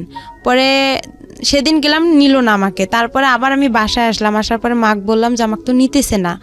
পরে আমার মামা, যে ছোট মামা গণিত মাস্টার, ওনার সঙ্গে আবার আমাদের হচ্ছে ওখানকার একজন ভালো ব্যক্তি, উনি খুব প্রভাবশালী লোক, ওনার সাথে আবার আমার মামার খুব ভালো একটা সম্পর্ক। পরে আমার মা কি করলো, ওনাকে বললো, ওনার দ্বারাই আবার কি করলো, ওনাকে বললো যে আমার ভাগ্নিটা এরকম টেকনিক্যালে ভর্তি হতে চাচ্ছে, ফ্যামিলি এরকম, একটু আপনি চেষ্টা করে দেখেন। উনি আবার হচ্ছে আমি যে প্রাইমারি স্কুলে পড়ছি ওই ম্যাডামের হাজবেন্ড। ও পরে এখন হচ্ছে আমার ম্যাডামও বলছে যে, ম্যাডামের বাসায় 2-3 দিন গেছিলাম, যাওয়ার পরে ম্যাডামকে বলছে যে আমার ম্যাডাম এরকম অবস্থা, আপনি তো সব কিছুই জানেন। ম্যাডামরাও সবাই জানতো যে আমার ফ্যামিলিটা এরকম। জানার পরে যাই হোক, ম্যাডাম কি করছে, আবার ওনার হাজবেন্ডকে বলছে, রেবাকে দেখো একটু চেষ্টা করে টেকনিক্যালে ভর্তি করে দেওয়া যায় নাকি। পরে স্যার, উনি আবার গেল, যাওয়ার পরে স্যারের সঙ্গে কথা বললো ইউসেফ টেকনিক্যালে। বলার পরে স্যার বলতেছে আচ্ছা ঠিক আছে, আমরা দেখবো, আমরা আগে বাড়ি দেখবো, উনি বড় লোক না কীরকম, আপনাদের কথায় তো এখানে বিশ্বাস হবে না, আমরা নিজে গিয়ে যাচাই করে তারপরে নিব, আর উনি তো অনেক ছোট। তো বলতেছে একটু দেখেন, চেষ্টা করে নেওয়া যায় নাকি। পরে এভাবে ওনারা আসলো, আসার পরে আমার বাসায় আমার এক খালা ছিল প্রতিবেশীও, পরে বলতেছে রেবাদের বাসা কোনটা। পরে আমি ওখানে আবার নাম চেঞ্জ করছিলাম, আমার নাম হচ্ছে আবার রেবা, 2 জন ছিলাম আমরা, থাকার কারণে নামটা হচ্ছে, আমার সাথে আরেকটা আপু ছিল, উনি আবার বলতেছে তুমি এত অসহায়, তো তোমার নামটা একা দিয়ে দেই। তা আমি আর এতটা বুঝি না, আমি বলছি আচ্ছা আপনাদের যেটা ভালো হয়। আর আমি আবার সবসময় বেশি এটা বুঝি যে আমাকে যে ভালো, মানে আমার একটা কোনো কিছু পছন্দ হলো অন্যের উপর আমি বেশি নির্ভর করি, আমি নিজের উপর নির্ভর করি না, যে অন্য তো আমার জন্য ভালোই বোঝে, আমার ভালোটা তো আমি কি আর বুঝবো। পরে ওই নামটা দিলাম, পরে আয়শা বললো, একা বলছে, পরে চেনে নে, বলছে একা আক্তার রেবার বাসা কোনটা। পরে রেবার বাসা, বাবা একরামুল, মা খালাদা। বলার পরে আমার খালা বলতেছে ওইটা, ওর বাবা কি করে। আমি আবার তখন কি করছিলাম, মানুষের বাসায়, আমার মামার বাসায় ভুট্টা যে ছিলে, ওই ভুট্টা ছিলতে বসছি বৃষ্টির দিন। পরে আমার খালা পরে ডাকতেছে, বলতেছে রেবা তোর বাসায় এরকম, রেবা রেবা করে চিল্লাচ্ছে। পরে স্যার নাকি বলতেছে যে ওকে ডাকতে হবে না, ওর বাসা কোনটা দেখায় দেন। পরে বলতেছে এইটা, বলতেছে আপনি কি সত্যি কথা বলতেছেন, বলতেছে হ্যাঁ। ওর কি সৎ মা, ওর বাবা কি ভ্যান চালক, বলতেছে হ্যাঁ। পরে বলতেছে ও মেয়েটাকে এখন ডাক দেন। পরে আমাকে ডাক দিল, পরে আমি বলতেছি, সালাম দিলাম যে স্যার আপনি ভালো আছেন, বলতেছে হ্যাঁ। বলছে তোমার বাসা, আমি বলছি এইটা। তুমি যে ওই পাকা বাসা থেকে বের হয়ে আসলা, তাই বলতেছি স্যার ওটা আমাদের বাসা না, আমি ওখানে ভুট্টা খুলতে গেছিলাম আর কি, ভুট্টা খুললে আর কি ওগুলা খড়ি, আমাদের অঞ্চলে বলে যে খড়ি, লাকড়ি রে, ওইটা আনার জন্য গেছিলাম। তোমার মা, আমি আমার মা তো গরুর জন্য ঘাস কাটতে গেছে, আর আমার বাবা ভ্যান নিয়ে গেছে। বলার পরে বলতেছে আচ্ছা তুমি তাহলে পরীক্ষা দিতে আসো অমুক দিনে। পরে আমি পরীক্ষা দিতে গেলাম, ছাটো এক বলতেছে তোমার বয়সটা বাড়াইতে হবে। পরে আমি কি করলাম, মা আসলো ঘাস কাইটা, আসার পরে মুরগির মাকে বললাম যে এরকম স্যার আসছিল বাসা দেখার জন্য, দেখছে আমারে ডাকছে, মানে জন্ম নিবন্ধন, তারপরে চেয়ারম্যান সার্টিফিকেট, স্কুলের 8 পাসের সার্টিফিকেট লাগবে। তখন তো আমি 6-এই পড়ি। পরে এখন মামাকে বললাম, মামাকে আবার মুরগি বিক্রি করলাম, মুরগি বিক্রি করে আমাদের চেয়ারম্যানের যে সার্টিফিকেট জন্ম নিবন্ধনটা ওইটা, চেয়ারম্যানের সার্টিফিকেট, ওখানে 100 টাকা দিয়ে ওই দুইটা উঠাইলাম, বয়স বেশি দিলাম, নামও চেঞ্জ করলাম। করার পরে এখন 8-এর সার্টিফিকেট, এখন ওই আমার আলমগীর মামাকে, ছোট মামাকে বললাম, তো বলতেছে টাকা লাগবে। তো এখন আমি বলতেছি মামা অল্প কিছু করে টাকা নেন, আমার কাছে তো এত টাকা নেই, আবার ছবি উঠাইতে হবে, আমার ছবি জমা দিতে হবে। পরে আর কি জন্ম নিয়ন্ত্রণের কার্ডটা নিলাম, তারপরে আপনার চেয়ারম্যানের সার্টিফিকেট নিলাম, 8 পাসের সার্টিফিকেটটা 100 টাকা দিয়ে নিলাম, নিয়ে ওগুলো সব জমা দিলাম। জমা দেওয়ার পরে স্যারেরা আমাকে নিবে না, আরেকটা স্যার আমাকে নিবে না, হেড স্যার ওখানকার, বলতেছে না এ মেয়ে চলবে না। পরে স্যার বলতেছে স্যার আপনি নেন। আমার জন্য ওই স্যার অনেক রিকোয়েস্ট করছে স্যারকে, তারপরে উনি আমাকে নিল, নিয়ে আমি ট্রেডে ভর্তি হলাম, টেইলারিংয়ে আর কম্পিউটারে। ওখানে আবার 1 বছরের কোর্স, 6 মাস হচ্ছে আপনার মহিলাদের কাজ শেখায়, 6 মাস পুরুষদের কাজ শেখায়। ওখান থেকে আপনার আবার টাকাও দেয় ওরা, প্রতি মাসে 300 করে, খাতা কলম সব কিছু ফ্রি। ওকে, ওখান থেকে সব কিছু। পরে ওখানে আমি কাজ শিখলাম 1 বছর, 1 বছরে আমার 100 টাকা করে জমা থাকলো, 1200 টাকা। ওরা 400 করে দেয়, 100 করে ওখানে কাইটা রাখে। যখন আমরা ওখান থেকে বের হয়ে আসি তখন উনি 1200 টাকা স্যারেরা দিয়ে দেয়, আর ওনারা ওখান থেকে চাকরি দিয়ে দেয়। পরে আমি এভাবে পড়তেই থাকলাম, 6 মাস হয়ে গেল। হওয়ার পরে আমি যে হোক আমাকে বাসা থেকে আমি যে টাকাটা খরচ করি, এই টাকাটা আমার বাবা মা হিসাব চায়, বলতেছে টাকাটা তুমি দাও। পরে আমি ওই টাকাটা দিয়ে কি করে আমি একটু ক্রিম কিনি বা আমার যেটা খাইতে মন চায় আমি ওইটা খেয়ে ফেলি, টাকাটা আমি বাসায় দিই না। আর টাকাটা দিয়ে বাসায় দিই না, তখন ওখান থেকে আবার কি করি, মার জন্য আপনার ব্লাউজ কিনি, পেটিকোট কিনি। কিসের কাজ করতেন আপনি ওই সময়? ওখানে টেইলারিং এর কাজ করতেন। টেইলারিং কাজ করতেন, লেখাপড়া বন্ধ হয়ে গেল? হ্যাঁ, লেখাপড়া আমার টোটালি বন্ধ হয়ে গেল, ক্লাস 6 এ থাকা অবস্থায়। হ্যাঁ, ওকে, বন্ধ হয়ে গেল। হওয়ার পরে আমি ওখানে কাজ শিখতেছি, শেখার পরে ওখান থেকে কি করি, যে জামা কাপড় বানানো হয়, ওখান থেকে আবার বিক্রি হয়। তা আমি আবার কি করি, সবার মার জন্য নেয়, আমি আমার মার জন্য ব্লাউজ, পেটিকোট এগুলো ওখান থেকে বানাই নিতাম টাকা দিয়ে। আমার যে টাকাটা পাইতাম আমি প্রতি মাসে, 1 মাস পর 300 টাকা, ওইটা দিয়ে আমি কি করলাম, আমার মার জন্য ব্লাউজ নিতাম, এটা নিতাম, আমার ভাইয়ের জন্য নিতাম, বা মাঝে মধ্যে বাসায় খাবার টাবারও নিয়ে আসতাম। এভাবে আমার কয়েকটা দিন চলে গেল প্রথম নতুন ভর্তি অবস্থায়। যাওয়ার পরে তারপরে আবার কি করলো, আমি হচ্ছে ওখানে আমার যে ওই আমার মার সৎ মার বড় ভাইয়ের ছেলে, নাম ওর হচ্ছে আলামিন। তখন এখন আমি আবার কি করলাম, আমার ছোট অবস্থায় আমি আবার রিলেশন মানে এতটা বুঝতাম না, কিন্তু ভালো লাগতো। আলামিনের আগে হচ্ছে ওখানে আরেক মামাতো ভাইয়ের সাথে, তার সঙ্গে আর কি আমার সম্পর্ক হয়ে যায়। ও হচ্ছে টেকনিক্যালে পড়ে, ও আগে বের হইছে। পরে বের হওয়ার পর ওই আমাকে ওখানে ভর্তি করাইছে, মানে খোঁজ দেওয়াইছে যে এখানে ইউসেফ টেকনিক্যাল হইছে। পরে ওই ছেলে আর কি, ওর সাথে আমার কয়েকদিন কথা হয়, হওয়ার পরে এটা নিয়েও আমার বাসায় খুব অশান্তি শুরু হয়।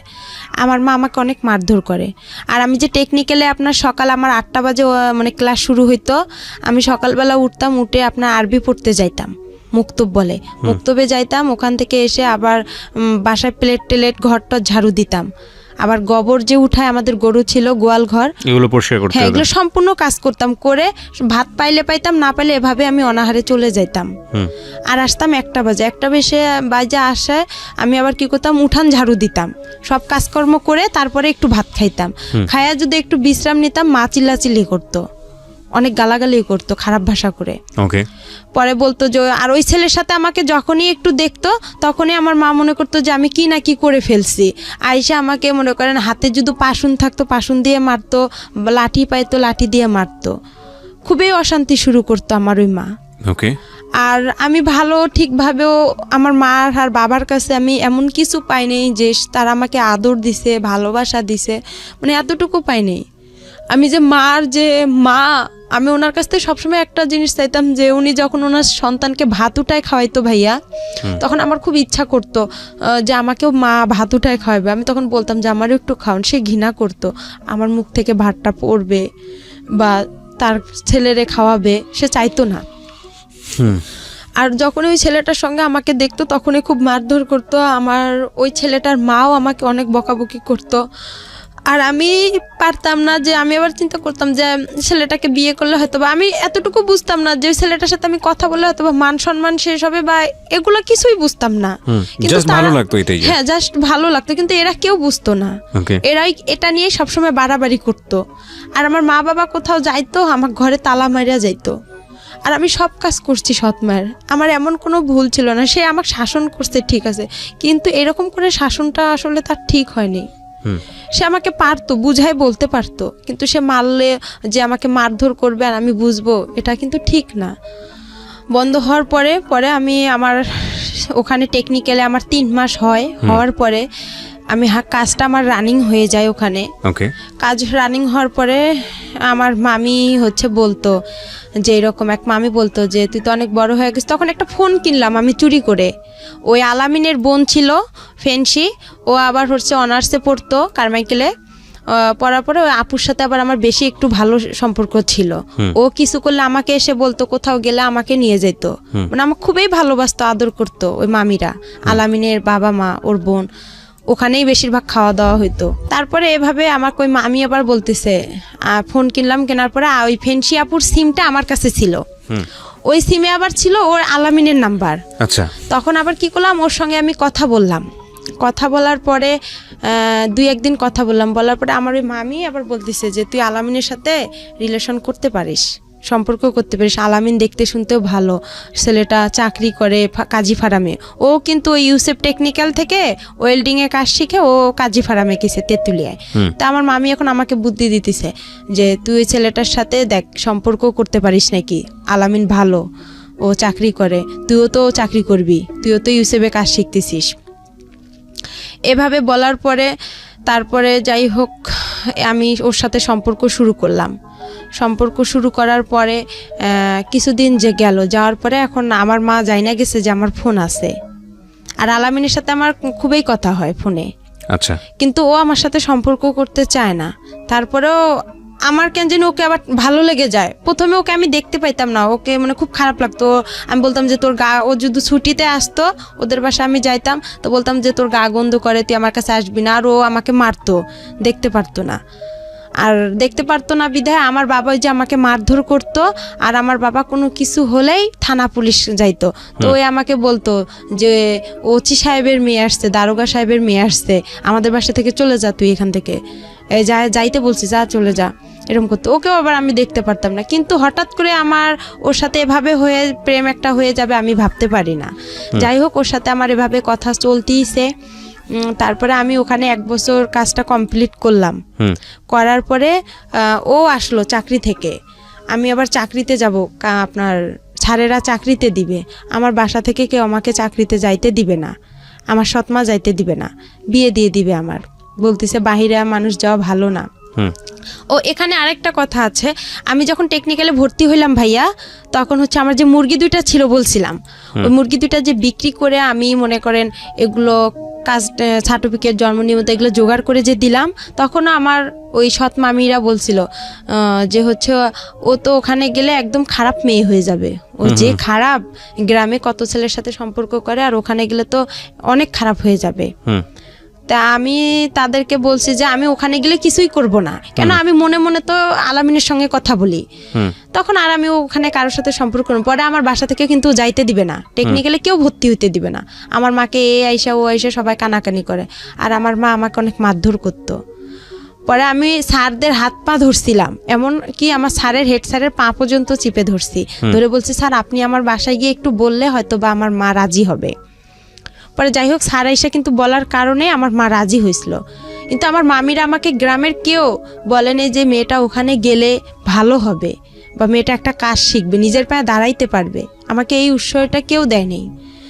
তারপর ওখানে আমার কাজটা কমপ্লিট হওয়ার পরে আমাকে স্যারেরা চাকরি দিবে। আমার চাকরি করার জন্য আমার ফুপির বাসায় গেলাম, ছোট ফুপির বাসায়, আমার দাদার বাসায়।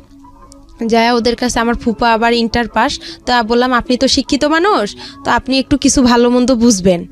পরে ওনাকে ডাইকে আনলাম। ডাইকে আনার পরে উনি আসলো। আসার পরে স্যারদের সাথে কথা বললো, যে আপনারা কোথায় চাকরি দিবেন, কি আসল বিষয়, মেয়ে মানুষ।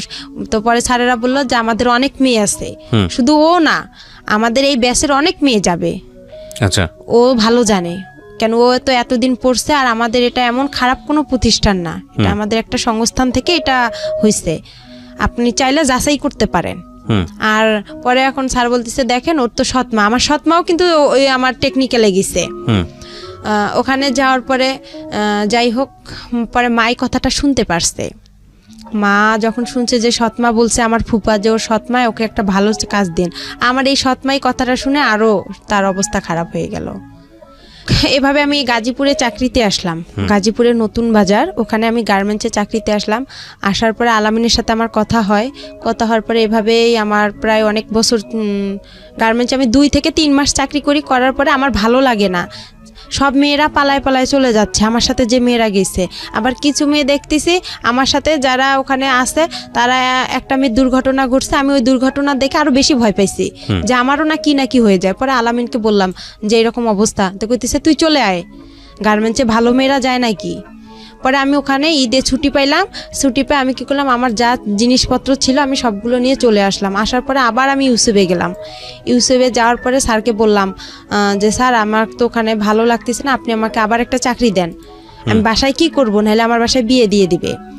পরে আলামিনও ছুটিতে আসলো, আসার পরে স্যার কি বলতেছে একটা মেয়ে আছে সেলিনা নাম, ওর সাথে তুমি কন্ট্যাক্ট করো, কন্ট্যাক্ট করলে দেখো একটা চাকরি পাইতে পারো। ও নারায়ণগঞ্জে ডাচ বাংলা প্যাক লিমিটেডে চাকরি করে, ওখানে ভালো ব্যাগের কোম্পানি, ওখানে যাও।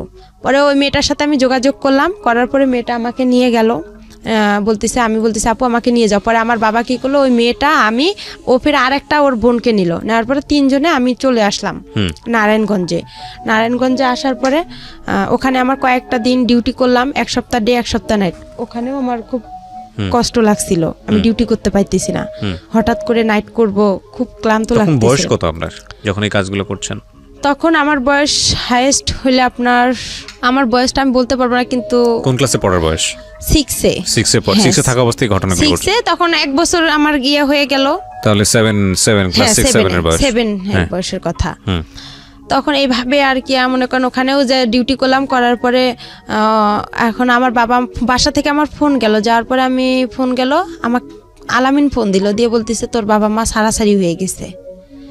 আচ্ছা, আমি শুনে অবাক হয়ে গেছি, আমি খুব মানে ভেঙে পড়ছি। ভেঙে পড়ার পর আমাকে ওই আপু সেলিনা আপু বলতেছে যে তোমার কি হয়েছে একা। তো আমি বলতেছি আপু এরকম বিষয়, আমি এখন কোথায় যাব। আমি তাকে সব পুরো ঘটনাগুলো বললাম, তা সেও কষ্ট পাইতেছে, বলছে আচ্ছা তুমি কোনো টেনশন করো না, আমার বাসা আছে, তুমি এখানে চাকরি করতে থাকো। পরে আমি এই টেনশনে আর চাকরি করতে পারি না। আর আলামিনের সঙ্গে আমি দিন রাত কথা বলি, মানে রাতের 8টা বাজে যদি ওর সাথে আমি কথা ধরি, আপনার দেখা যায় যে আমি ভোর 6টা পর্যন্ত ওর সাথে কথা বলতাম। আর কিন্তু ডিউটিতে যাইতে পারতাম না, পালায় থাকতাম, আমি ডিউটি করতে পারতাম না। আবার ওই হোটেলের যে খাবার আমাদেরকে কোয়ার্টার দিছিল, মেসের আন্টিদের খাবার আমি খাইতে পারতাম না। বাইরে থেকে যে খাবার কিনে আনবো, আয়না ঘরে রাখতাম, রান্না করতে পারতাম না, সিরিয়াল দেওয়া লাগতো। যাই হোক এভাবে করে আমার ওখানে 1টা বছর চলে গেল, কিন্তু ওখানে আমি কারোর সঙ্গে রিলেশন করলাম না। আমাকে অনেক ছেলে প্রপোজ করলো যে তুমি বিয়ে করো, স্যারেরাও খুব হেল্প করছিল যে আমরাই তোমাকে বিয়ে দিব। পরে আমি বলছি না আমার বিয়ে হয়ে গেছে, আমি মিথ্যা কথা বলছি যে আমার বিয়ে হয়ে গেছে এরকম। ওই ছেলে এখানে ও টেকনিক্যাল থেকে পাশ করে ওয়েল্ডিং থেকে আপনার কাজী ফার্মেও চাকরি করে, আমি সম্ভব না। পরে আমি এভাবে ডিউটি করতে পারি না। পরে আলামিনের সঙ্গে কিন্তু আমার মানে চুপে চাপে দেখা হয়, ও আসে রংপুরে, আমিও রংপুরে যাই আমার বান্ধবীর বাসায়, ওখান থেকে ওর সঙ্গে দেখা হয়। এভাবে দেখা হওয়ার পরেই ওর সঙ্গে আমার প্রায় 2-3 বছর চলে গেল। 2-3 বছর চলে যাওয়ার পর ওকে আমি বললাম যে আমাকে বিয়ে করো।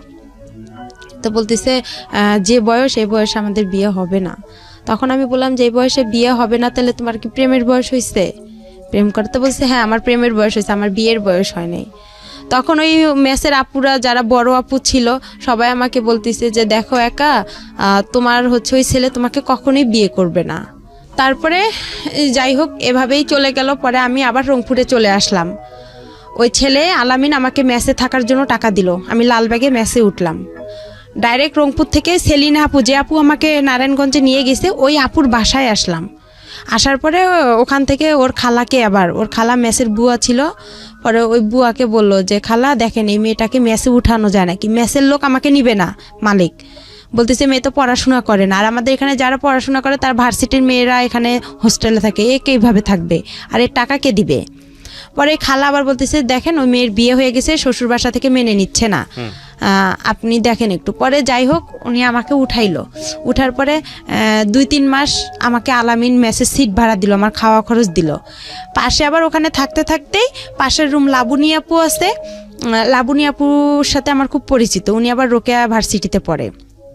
পরে আপুকে সব কথা বললাম, পরে আপু বলতেছে ওই ছেলে তোমাকে কখনোই বিয়ে করবে না, ও একটা ফালতু ছেলে, তুমি এসব বাদ দাও। পরে আমার কাছে একটা টাচ ফোন ছিল, ওই ফোনে ওর সাথে কথা হয়। পরে কিছুদিন ওর সাথে আমি কথা বন্ধ রাখি, ও আমাকে লাস্ট টাকা দিয়ে গেছে মেসের ভাড়া দিয়েও আমার আর ফোন ধরে না। ওকে বলছিলাম যে তুমি আসো রাজবাড়িতে, আমি দেখা করব, আমার ভালো লাগতেছে না, আর একা একা থাকি আরও খারাপ লাগে, সব আপুরা চলে যায়, আমি মেসে একাই থাকতাম ভাইয়া। পরে ওকে ডাকলাম, ও আসে না, ও ফোন বন্ধ করে রাখছে। পরে ওর খালাতো বোনের কথা বলে, দেখছো মরিয়ম অনেক ভালো, আমার ভাত উঠায় খাওয়ায়, এটা খাওয়ায় ওটা খাওয়ায় অনেক। পরে এইভাবেই ওর সাথে আমার ওর বন্ধুকে বলা হয় সব কথা, যে ও এরকম করতেছে কেন, ও আমার সাথে কি, ও আমাকে বিয়ে করবে কি করবে না। এর ভিতরে আমি কাজী অফিসেও গেছিলাম যে বিয়ের খরচ কত টাকা লাগবে বা কি বিষয়। তারপরে ও আমার ফোন বন্ধ করে রাখছিল, ওর সিমটা একদম বন্ধ করে রাখছিল বা চেঞ্জ করছিল। এরপরে ওর কথা হয় না। পরে লাবণী আপু কী করলো, ওখান থেকে আমাকে আরেকটা মেসেজ দিল, ওই মেসেজ সিট ভাড়া বেশি। পরে বলতেছে তুমি এই মেসেজ সিট ভাড়া কম আছে, ওখানে যা 2-1 মাস থাইকা পরে চাকরি একটা খুঁজা, যে কোনো একটা দেখা যায় পার্লারের কাজ পাইলে তুমি, তোমার আর কোনো সমস্যা নাই। পরে ওই মেসে গেলাম, ওই মেসেও আর আমাকে নিচ্ছে না, বলতেছে তোমার বাসা কই কি কই। পরে আমি ঠিকানা দিলাম, আমার বাসা নীলফামারী, আমি হচ্ছে মডেলে পড়ি, এই ঠিকানা অনুযায়ী আমি ওখানে থাকলাম। থাকার পরে 1 মাসও থাকলাম না, থাকার পরে লাবণী আপুর সাথে আবার যোগাযোগ করলাম যে আপু দেখেন। পরে পার্লারের কাজের জন্য লাবণী আপু, আমি আর একটা আপু, হাসি আপু ছিল, 3 জনেই ওরা আমার একটা চাকরির জন্য খুব চেষ্টা করলো। পরে সারাদিন হাঁটাহাঁটি করলাম, কোনো পার্লারে নিচ্ছে না আমাকে, আমি কাজ জানি না, আর ছোট মানুষ, বলতেছে ও কী কাজ পাবে, এ বয়সেও কাজ পাবে না। পরে এই কথা বলার পরে আমি আবার কি করলাম, ওরা লাবণী আপু বলতেছে একটা পাইলাম, পার্লারে একটা কাজ পাইলাম, ওনার নাকি মেয়ে নাই। তো বলতেছে আমারও তো মেয়ে নাই, আর আমি যে মেয়ে পার্লারে কাজ করে উনিও ধর্ম মেয়ে ওনার। তো বলতেছে আচ্ছা ওই মেয়ে আবার আমাকে নিবে না, যার পার্লার সে আমাকে নিবে না, বলতেছে না আমি তোমাকে নিব না। প্রথমে বলছে নিবে, তারপরে বলতেছে যে না নিবে না। পরে এখন আমি যে বলছে নিবে, তে আমি কি করলাম, তাড়াতাড়ি করে মেসে গেলাম, গিয়ে আমার যে বালিশ খেতা ছিল, কাপড় চোপড় ছিল, আমি ওগুলা নিয়ে রিক্সা নিয়ে তাড়াতাড়ি করে ওনার বাসা রওনা দিলাম। লাবণী আপু বলতেছে আচ্ছা তুমি দ্রুত চলে আসো, যখন না নিবে ওরা তো আর তোমাকে বের করে দিতে পারবে না, ওখানেই থাকবা তুমি। পরে আমি চলে আসলাম, হাফ রাস্তায় আসছি, ওই আপু আমাকে ফোন দিছে, দিয়ে বলতেছে যে না তুমি আইসো না, তোমাকে আমি নিব না, আমার লোক আসছে। পরে আমি বলছি আপু আমি তো বাসায় আপনার এসে গেছি, লালবাগ রেলগেটে ওনার বাসা। পরে আমি ওনার বাসা উঠলাম, ওনার বাবা মা খুব ভালোবাসলো আমাকে, বলতেছে আমাদের মেয়ে নাই, একটা মেয়ে তুমিও আর একটা মেয়ে, আমাদের 2টা মেয়ে হয়ে গেল এখন। এভাবে বলার পরে ওখানে 2-3 দিন আমি পার্লারে, উনি আমাকে মানে কাস্টমার আসে ওদের আমি একটু খেয়াল রাখি, কাজ করি, ঝাড়ু টাড়ু দেই, এভাবে যাওয়ার পরে রাতে একদিন আলামিন আমাকে ফোন দেওয়ার পরে বলতেছে তুমি কি মরো নেই? তা আমি বলছি আমি তো বিষ খাইতে ধরছিলাম, আমি মিথ্যা কথা বলছি যে আমি বিষ খাইছিলাম, এরকম অনেক পুলিশ টুলিশ আসছিল, আমি তোমার নাম বলে দিছি ওকে আর কি, এভাবে বলছি। ওই আমার পাশে যে ওই আপুর ফির একটা মেয়ে শুয়েছিল, ও আবার কি অনেক রাতে কথা বলছে, 12টা-1টার দিক দিয়ে, ও এই কথাগুলো সম্পূর্ণ শুনে ফেলে সকালবেলা ওদেরকে বলে দেয়, যার পরে ওরা আমাকে আর রাখবে না বলছে। তখন আমি কি করলাম, লাবণী আপুর কাছে গেলাম, ওরাও ভয় পাইছে যে ওর যেহেতু ওখানে জায়গা হচ্ছে না, ও তো আমাদের কাছেই চলে আসবে। পরে আপুরা আর আমার ফোন ধরে না, আমি মেসে গেলাম, যার পরে বললাম সব কিছু, বলতেছে তুমি বাসায় চলে যাও, তোমার বাসায় চলে যাও। পরে ওখান থেকে আমি বাসায় চলে আসলাম, আমার মার কাছে আসলাম। আমার মার আবার কি করছে, আবার ওরা একসঙ্গে হইছে, এর মাঝে যে ছাড়াছাড়ি হয়েছে, হওয়ার পরে তারা আবার একসঙ্গে হয়েছে, আমি কিন্তু জানি না, কিন্তু তাদের সাথে আমার 2-1 দিন কথা হয়েছে। হওয়ার পরে তাদেরকে আমি বললাম যে আমি তো এরকম নারায়ণগঞ্জ থেকে চলে আসছি। প্রথমে জিজ্ঞাসা করে তুমি কতগুলো টাকা ইনকাম করছো, আমার বাবা আর আমার মা জিজ্ঞাসা করে। তা আমি কই আমি তো অসুস্থ ছিলাম, আমি পারিনি ইনকাম করতে। তখন আমার মা কয় আমার ভাইয়ের ছেলের সাথেই তো সারাদিন কথা বলো, তো ইনকাম করবা কই থেকে? তখন আমি বললাম আমি অনেক অসুস্থ, আমি বাসায় যাব। পরে তারা বলতেছে আচ্ছা ঠিক আছে আসো। পরে যাই হোক আমি বাসায় আসলাম, আসার পরে আবার আমাকে ঢাকায় পাঠানো হইলো গার্মেন্টসে। আমার মা বলতেছে বাসায় থেকে কি করবা? পরে ওখানে আমার এক চাচা চাচি আছে, ওনারদের কাছে গেলাম ভাই, আমি যাই ওখানে গার্মেন্টসে ভর্তি হইলাম। গার্মেন্টসে চাকরি পাইলাম না, হ্যাঁ চাকরি পাইনি, না পাওয়ার কারণে অনেক কয়েকদিন ঘুরলাম, আমাকে কোথাও নিচ্ছে না। ওখানেও বলতেছে আমি ছোট। ওখানে আবার কয়েকদিন থাকলাম, থাকার পরে ওখানেও এক ছেলেকে পছন্দ করলাম, যে আলামিন তো আমার সাথে সম্পর্কই করতেছে না, তো ওখানে আর এক ছেলেকে পছন্দ করছিলাম। এটা আমার দাদাবাড়ির এলাকারই, নাম রতন ছিল, ছেলেটা ইন্টার পাস ছিল। ও আর কি বাসা থেকে রাগ করে গার্মেন্টসে কাজের জন্য গেছিল। পরে আমার সাথে দেখা হয়, ওকে আমি আর কি বলি যে আপনাকে আমার খুব ভালো লাগে, আমি আপনার সাথে রিলেশন করতেছি, আমি এইভাবেই ডাইরেক্ট ওনাকে বলছি। তো উনি আবার কি করছে, ওর যে ভাই ছিল, ওর খালাতো ভাই, ওর বাসার আমার বাসা একসঙ্গে, ও আবার আমার বড় আব্বার ছেলে হয়, ওর খালাতো ভাই। পরেও বলছে ও তো আলামিনের সাথে এরকম এরকম হয়ে গেছে। পরে রতন বলতেছে না, আপনি যেহেতু আগে রিলেশন করছেন আমার পক্ষে সম্ভব না। তখন ওটাও আমার ক্লোজ হয়ে গেল। পরে আমি চাকরি পাইতেছি না। পরে আমার কি ওই যে চাচা চাচির কাছে আমি থাকি, ওনারা আবার কি করলো, আমাকে ওই যে চাচার কাছে আমি প্রথমে গেছি, সে চাচা আমাকে রাতের বেলা, আমি তো চাকরি পাইনি, ওনার মেয়ে আছে, ওয়াইফ নাই, ওয়াইফ সাইরা দিছে, মেয়েটা আমার সাথে একটু বড় হবে 1 বছর, ও গার্মেন্টসের চাকরি পাইছে। ওর বাবা হঠাৎ করে রাতের বেলা মেয়েটা ঘুমাইছে, উনি আইসা হাত দিতে চাচ্ছে মানে মুখে, মনে করছে আমি অনেক ঘুমাই গেছি, কিন্তু আমি তো ঘুমাইনি। তখন আবার আমি হচ্ছে ফেসবুকও চালাইতাম হালকা পাতলা, অতটা বুঝতাম না, মেসেঞ্জার করতাম বা নাটক টাটক দেখতাম। উনি পরে আমি ওখান থেকে বাসায় ফোন দিলাম রাতেই, যে বাবা এরকম এরকম উনি এরকম করতেছে চাচা। পরে কি করলো, ওখান থেকে আমাকে আরেক চাচার বাসায় পাঠানো হলো। পরে বলতেছে দেখেন আমার মেয়েটাকে নেন, ওকে একটা চাকরি দেন, গার্মেন্টসের চাকরি। পরে ওখানে থাকলাম, ওই রতনের সাথে যে সম্পর্ক করতে চাইছিলাম, এটা আর কি আমার চাচা চাচি জানাই গেছে, বলতেছে এই মেয়ে তো বেয়াদব। আর আমি কথা বলি ফোনে বেশি, আচ্ছা আমার ফোনে তখন অনেক রং নাম্বার আসছিল, তো আমি কথা বলতাম। পরে আমার যে চাচা চাচি ওটা পছন্দ করতো না। পরে আমাকে কি করলো, ওখান থেকে ওরা বাসায় পাঠার কথা বলছিল। পরে আমি ওখানে পেপারে দেখলাম ফার্মে, কাজী ফার্মে নিয়োগ দিছে।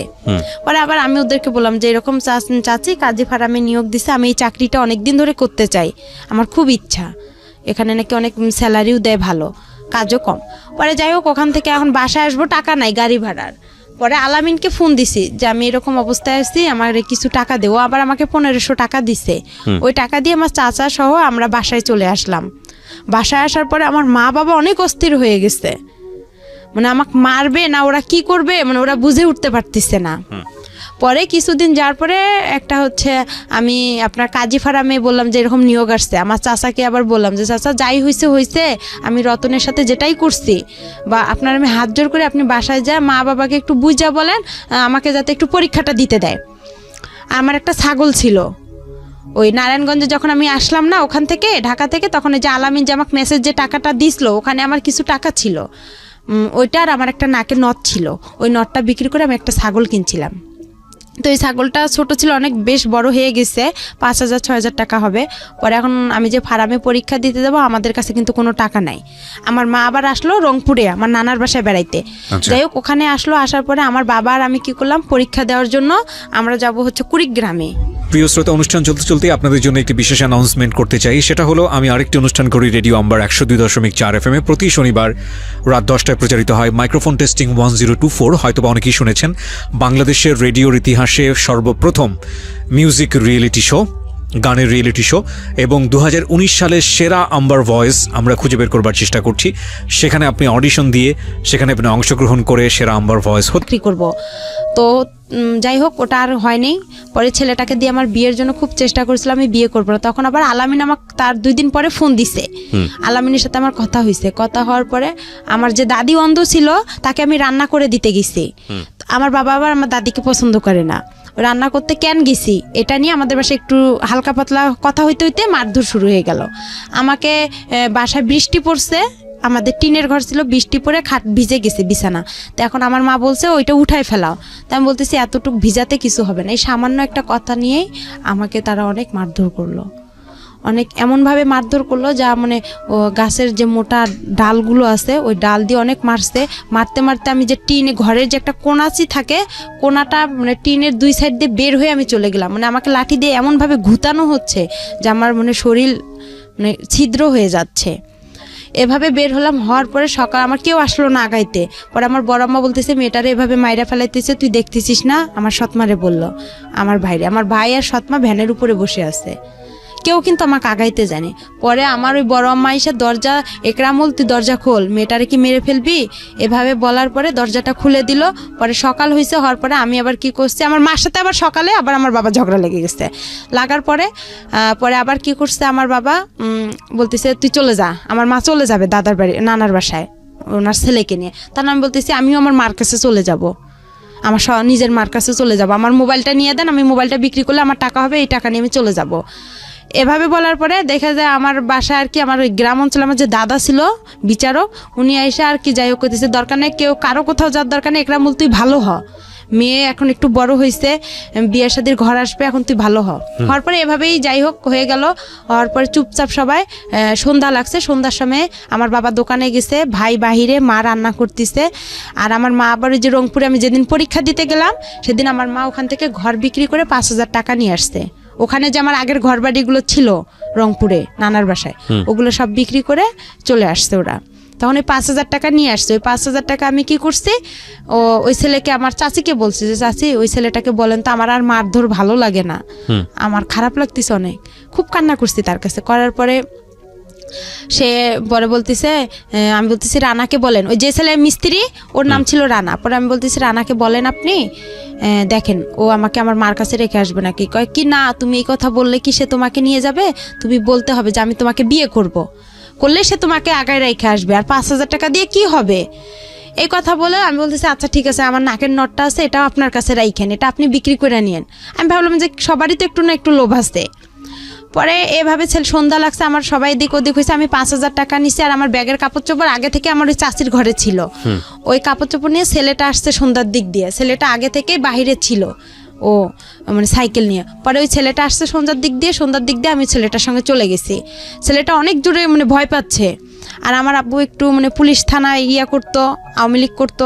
পরে সে কী করছে, আবার খবর পাইছে সঙ্গে সঙ্গে যে আমি বাসা থেকে খোঁজাখুঁজি করছে আমাকে, মা দেখছে এসে টাকাও নাই, আমি তো পালাই আসছি। পরে ছেলেটা অনেক জোরে সাইকেল চালাইতে এক বাসায় এসে বলতেছে একে একটু ভ্যানে উঠাই দেন। পরে আমাকে ওখানে আবার অনেক পুলিশ, গ্যাঞ্জাম হচ্ছে রাস্তায়, ছেলেটা আবার খুব ভয় পাইতো, মানে একটু মূর্খ ছিল, খুব পুলিশ ভয় পেতো। পরে বলতেছে উনারা আবার কি করলো, আমাকে ভ্যানে উঠে হাফ রাস্তা পার করে দিল, যে জায়গাটা গ্যাঞ্জাম। পরে ওই জায়গাটা আমি গেলাম, যাওয়ার পরে ছেলেটা আবার আমাকে সাইকেলে উঠায় নিল। নেওয়ার পরে সে অনেক জোরে সাইকেল ছাড়ছে। পরে আমি রাস্তায় পড়ে গেছিলাম, গড়তে অনেক দূরে চলে গেছিলাম, মাথায় ব্যথা পেয়েছিলাম, কোমরেও আঘাত পেয়েছিলাম, অ্যাক্সিডেন্ট হয়েছে। হ্যাঁ। পরে হওয়ার পরে সে আমাকে তার মামির বাসায় নিয়ে গেল। নিয়ে যাওয়ার পরে তার মামাতো বোনেরা আমার ব্যাগটা খুলে দেখলো কি আছে। যখন 500 টাকা নোট ছিল, গ্রাম অঞ্চল, 5,000 টাকা পাইছে তারা মানে খুবই একদম খুশি হয়ে গেল।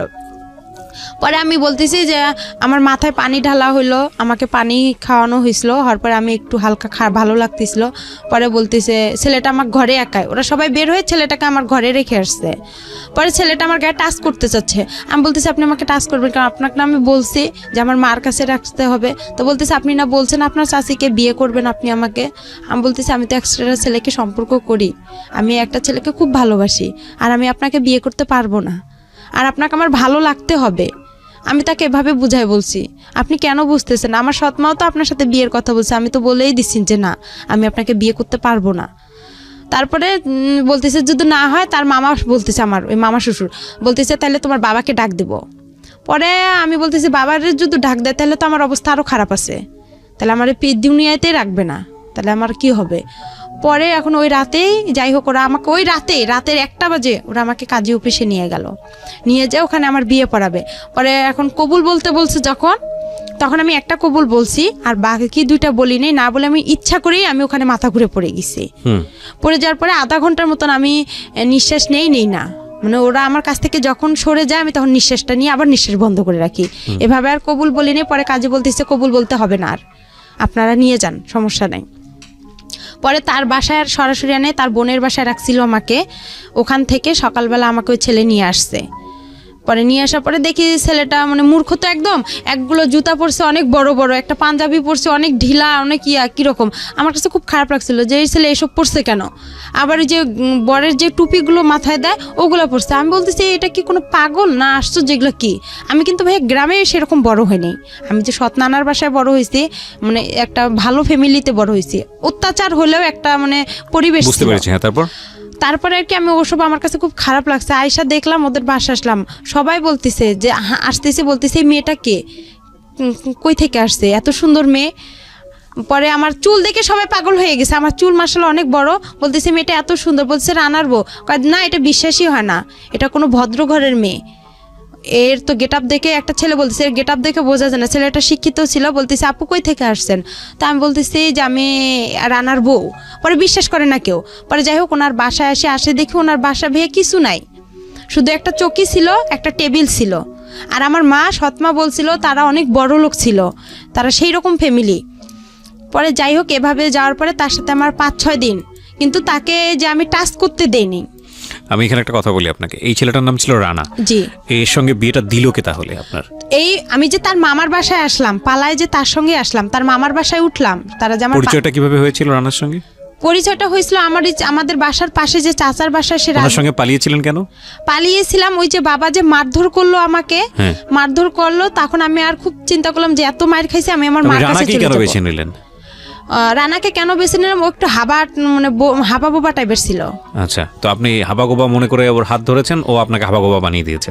যাই হোক, তারপরে যাই হোক, ওই 5,000 টাকার কারণে ওরা আমাকে এরকম করছে। পরে যাই হোক, আমি যখন আসলাম, পরে আসার পরে একটা মহিলা আমাকে জিজ্ঞাসা করতেছে তুমি কি এটা ইচ্ছা করে বিয়ে করছো না, এটাতে কোনো সমস্যা আছে? আমি চুড়ি পরতেছি না, নাকে ফুল পরতেছি না, আমি বলতেছি আমাকে এসব ভালো লাগে না, আমি এসব পরবো না। তখন বলতেছে কেন পড়বা না, ওই আমার খালাটা বলতেছে, ওর খালা শাশুড়ি। তো আমি বলতেছি যে আপনাকে একটা সত্যি কথা বলবো? তো বলতেছে বলো। আমি বলতেছি আমার বাসা এখানে, আমি এভাবে আসছি। তখন আমি তার পা চিপে ধরছি, ধরে খুব কান্না করছি ভাইয়া, মানে এতটা পরিমাণের কান্না করছি যে আমাকে আপনারা একটু হেল্প করেন, আমি ওর সঙ্গে থাকবো না। তখন আমার কাছে ফোন টোন কোনো কিছুই ছিল না। আর ওখানে আরেকটা বিষয়, যে আমি যখন ওই ছেলেটা আমার ঘরে একা টাচ করতে গেছিলো ভাইয়া, আমি বললাম যে আপনি আমাকে টাচ করেন, আপনার সাথে তো আমার বিয়ের কথা না, আপনি তো আমাকে মার কাছে রেখে আসবেন, আপনি কেন এসব করতেছেন? তখন বললো যে আপনার বাবাকে ডাক দিব। পরে তখন আমি কি করলাম, কাজী ফার্মে ফোন দিছিলাম। কাজী ফার্মে ফোন দিয়ে ওখানে এক প্রদীপ নামে ভাইয়া ছিল, ওর কাছে কথা বললাম যে ভাইয়া আমি এরকম সমস্যায় পড়ছি, আপনি কি বলেন? আমি পারবো না, আমি আমার মার কাছে যাবো, নাহলে আলামিনকে একটু বলেন না কষ্ট করে, ও আমাকে এখান থেকে নিয়ে যাক, নাহলে আমাকে বিয়ে করুক। বলতেছে না, ও তোমাকে কখনোই বিয়ে করবে না, তুমি এসব বাদ দিয়ে দাও, ওই ছেলেকেই বিয়ে করো। পরে এভাবে বিয়েটা হয়ে গেল। হওয়ার পরে আমি যখন ওই যে আসলাম, আমার খালা শাশুড়ির সব কিছু বললাম। পরে ওনার পা চিপে ধরছিলাম, ধরার পরে বললাম যে এরকম দেখেন, আমাকে একটু সহযোগিতা করেন। পরে ভাইয়া ওখানে 2 দিন থাকার পরে ছেলেটার মার সাথে আমার ঝগড়া লেগে গেল। আমাকে বলতেছে তুমি আমার ছেলেকে আমার কাছ থেকে কাইরা নিছো। আমি কই আপনার ছেলে আমি কাইরা নিছি, এটা সত্যি কথা, আমি আপনারা বেশি কিছু করবেন, আমি নারী নির্যাতনের কেস করব। আমি আপনার ছেলেকে বিয়ে করিনি, আর আপনার ছেলের সঙ্গে আমি থাকবো কিসের জন্য? আমি ভালোবাসি আলামিনকে। তখন ওখানেও আলামিনের সাথে আমার কথা চলে ওই খালা শাশুড়ির মোবাইল থেকে। পরে আলামিন সব কিছুই খালা শাশুড়ির বলে নতুন জীবন শুরু করছো, সংসার করো। 5 দিন তার সাথে আমার খাওয়া দাওয়া হয়, ওর সাথে সেভাবে খাওয়া দাওয়া না। ওর সাথে একটা ঈদ হয়, আমার কুরবানি ঈদ হয়। কুরবানি ঈদে সে আমার কোনো কাপড় চোপড় এনে দেয় না, শুধু আপনার কম দামি একটা জামা, একটা সালোয়ার এনে দেয়, ওইটা দিয়ে আমি ঈদ করার পর আমি বলছি ঈদের পরে ওকে আমি ছেড়ে চলে যাব। আমার খালা শাশুড়িকে বলছি, এই নিয়ে আমার বিচারও বাসায় বসছিল। পরে আমার বাবা মাও মাইনা নিছিল ওই ছেলেকে নিয়ে। আমার বাবা মা বলছিল আচ্ছা ঠিক আছে, মেনে নিছি আমরা। পরে বলার পরে কয়েকদিন পরে ঝগড়া লাগার পরে আমার বাবার বাসা থেকে লোক আসলো, গ্রাম থেকে লোক আসলো। পরে এখন আমার বাবা আমার সাথে কথা বলে, কয় কি ওকে এখনই ছাড়ার দরকার নাই, ওই কাবিননামা কত করছে? আমি বলি কাবিননামা 1 লক্ষ টাকা করছে। কয় ওই 1 লক্ষ টাকা আমরা ওর কাছ থেকে নিব, নিয়ে তোকে নিয়ে আসবো। আমার বাবা এবার একটু লুভি টাইপের, সে যখন ওই কথা বলল তখন আমি আবার কি করলাম, বলতেছি না, আমি মনে মনে চিন্তা করলাম যে আমার বাবার এই কথা শুনলে আমার এই জীবনটা নষ্ট হয়ে যাবে। পরে আমি খালা শাশুড়ি কাজ ছেলেটাকে ভয় দেখাইলাম যে আমি নারী নির্যাতনে কেস করবো, নাহলে আমি ফাঁসি নোটকে মরে যাবো এখানে, আপনি আমাকে ছেড়ে দেন, নাহলে আমি আপনাকে ছেড়ে দিব। তো পরে বলতেছে না, আপনি আমাকে ছেড়ে দেন, আমি আপনাকে ছেড়ে দিতে পারবো না, কেন আপনার বাবা থানা পুলিশ করে, পরে আমার একটা সমস্যা করবে, এগুলোকে করবে, আমার পক্ষে সম্ভব না, এভাবে বলতেছে। পরে যাই হোক বলার পরে আমি কি করলাম, একদিন 2-3 দিন পরে বিচার সালিশ হয়ে গেল। হওয়ার পরে চুপ করে আমার খালা শাশুড়িকে বলছি যে আমি ওকে সাইরা দিতে যাব কুরবানি ঈদের 2-3 দিন পরে। বলার পরে ওই ছেলেটাকে নিয়ে আমি রংপুরে আসলাম কোর্টে আসার পরে ওকে আমি ওখান থেকে কোর্ট তালাক করছি। পরে ওখানে উকিল বলতেছে এই বিয়ে দিছে কে, এই বিয়ে যে দিছে তার আগে জেল হওয়ার দরকার।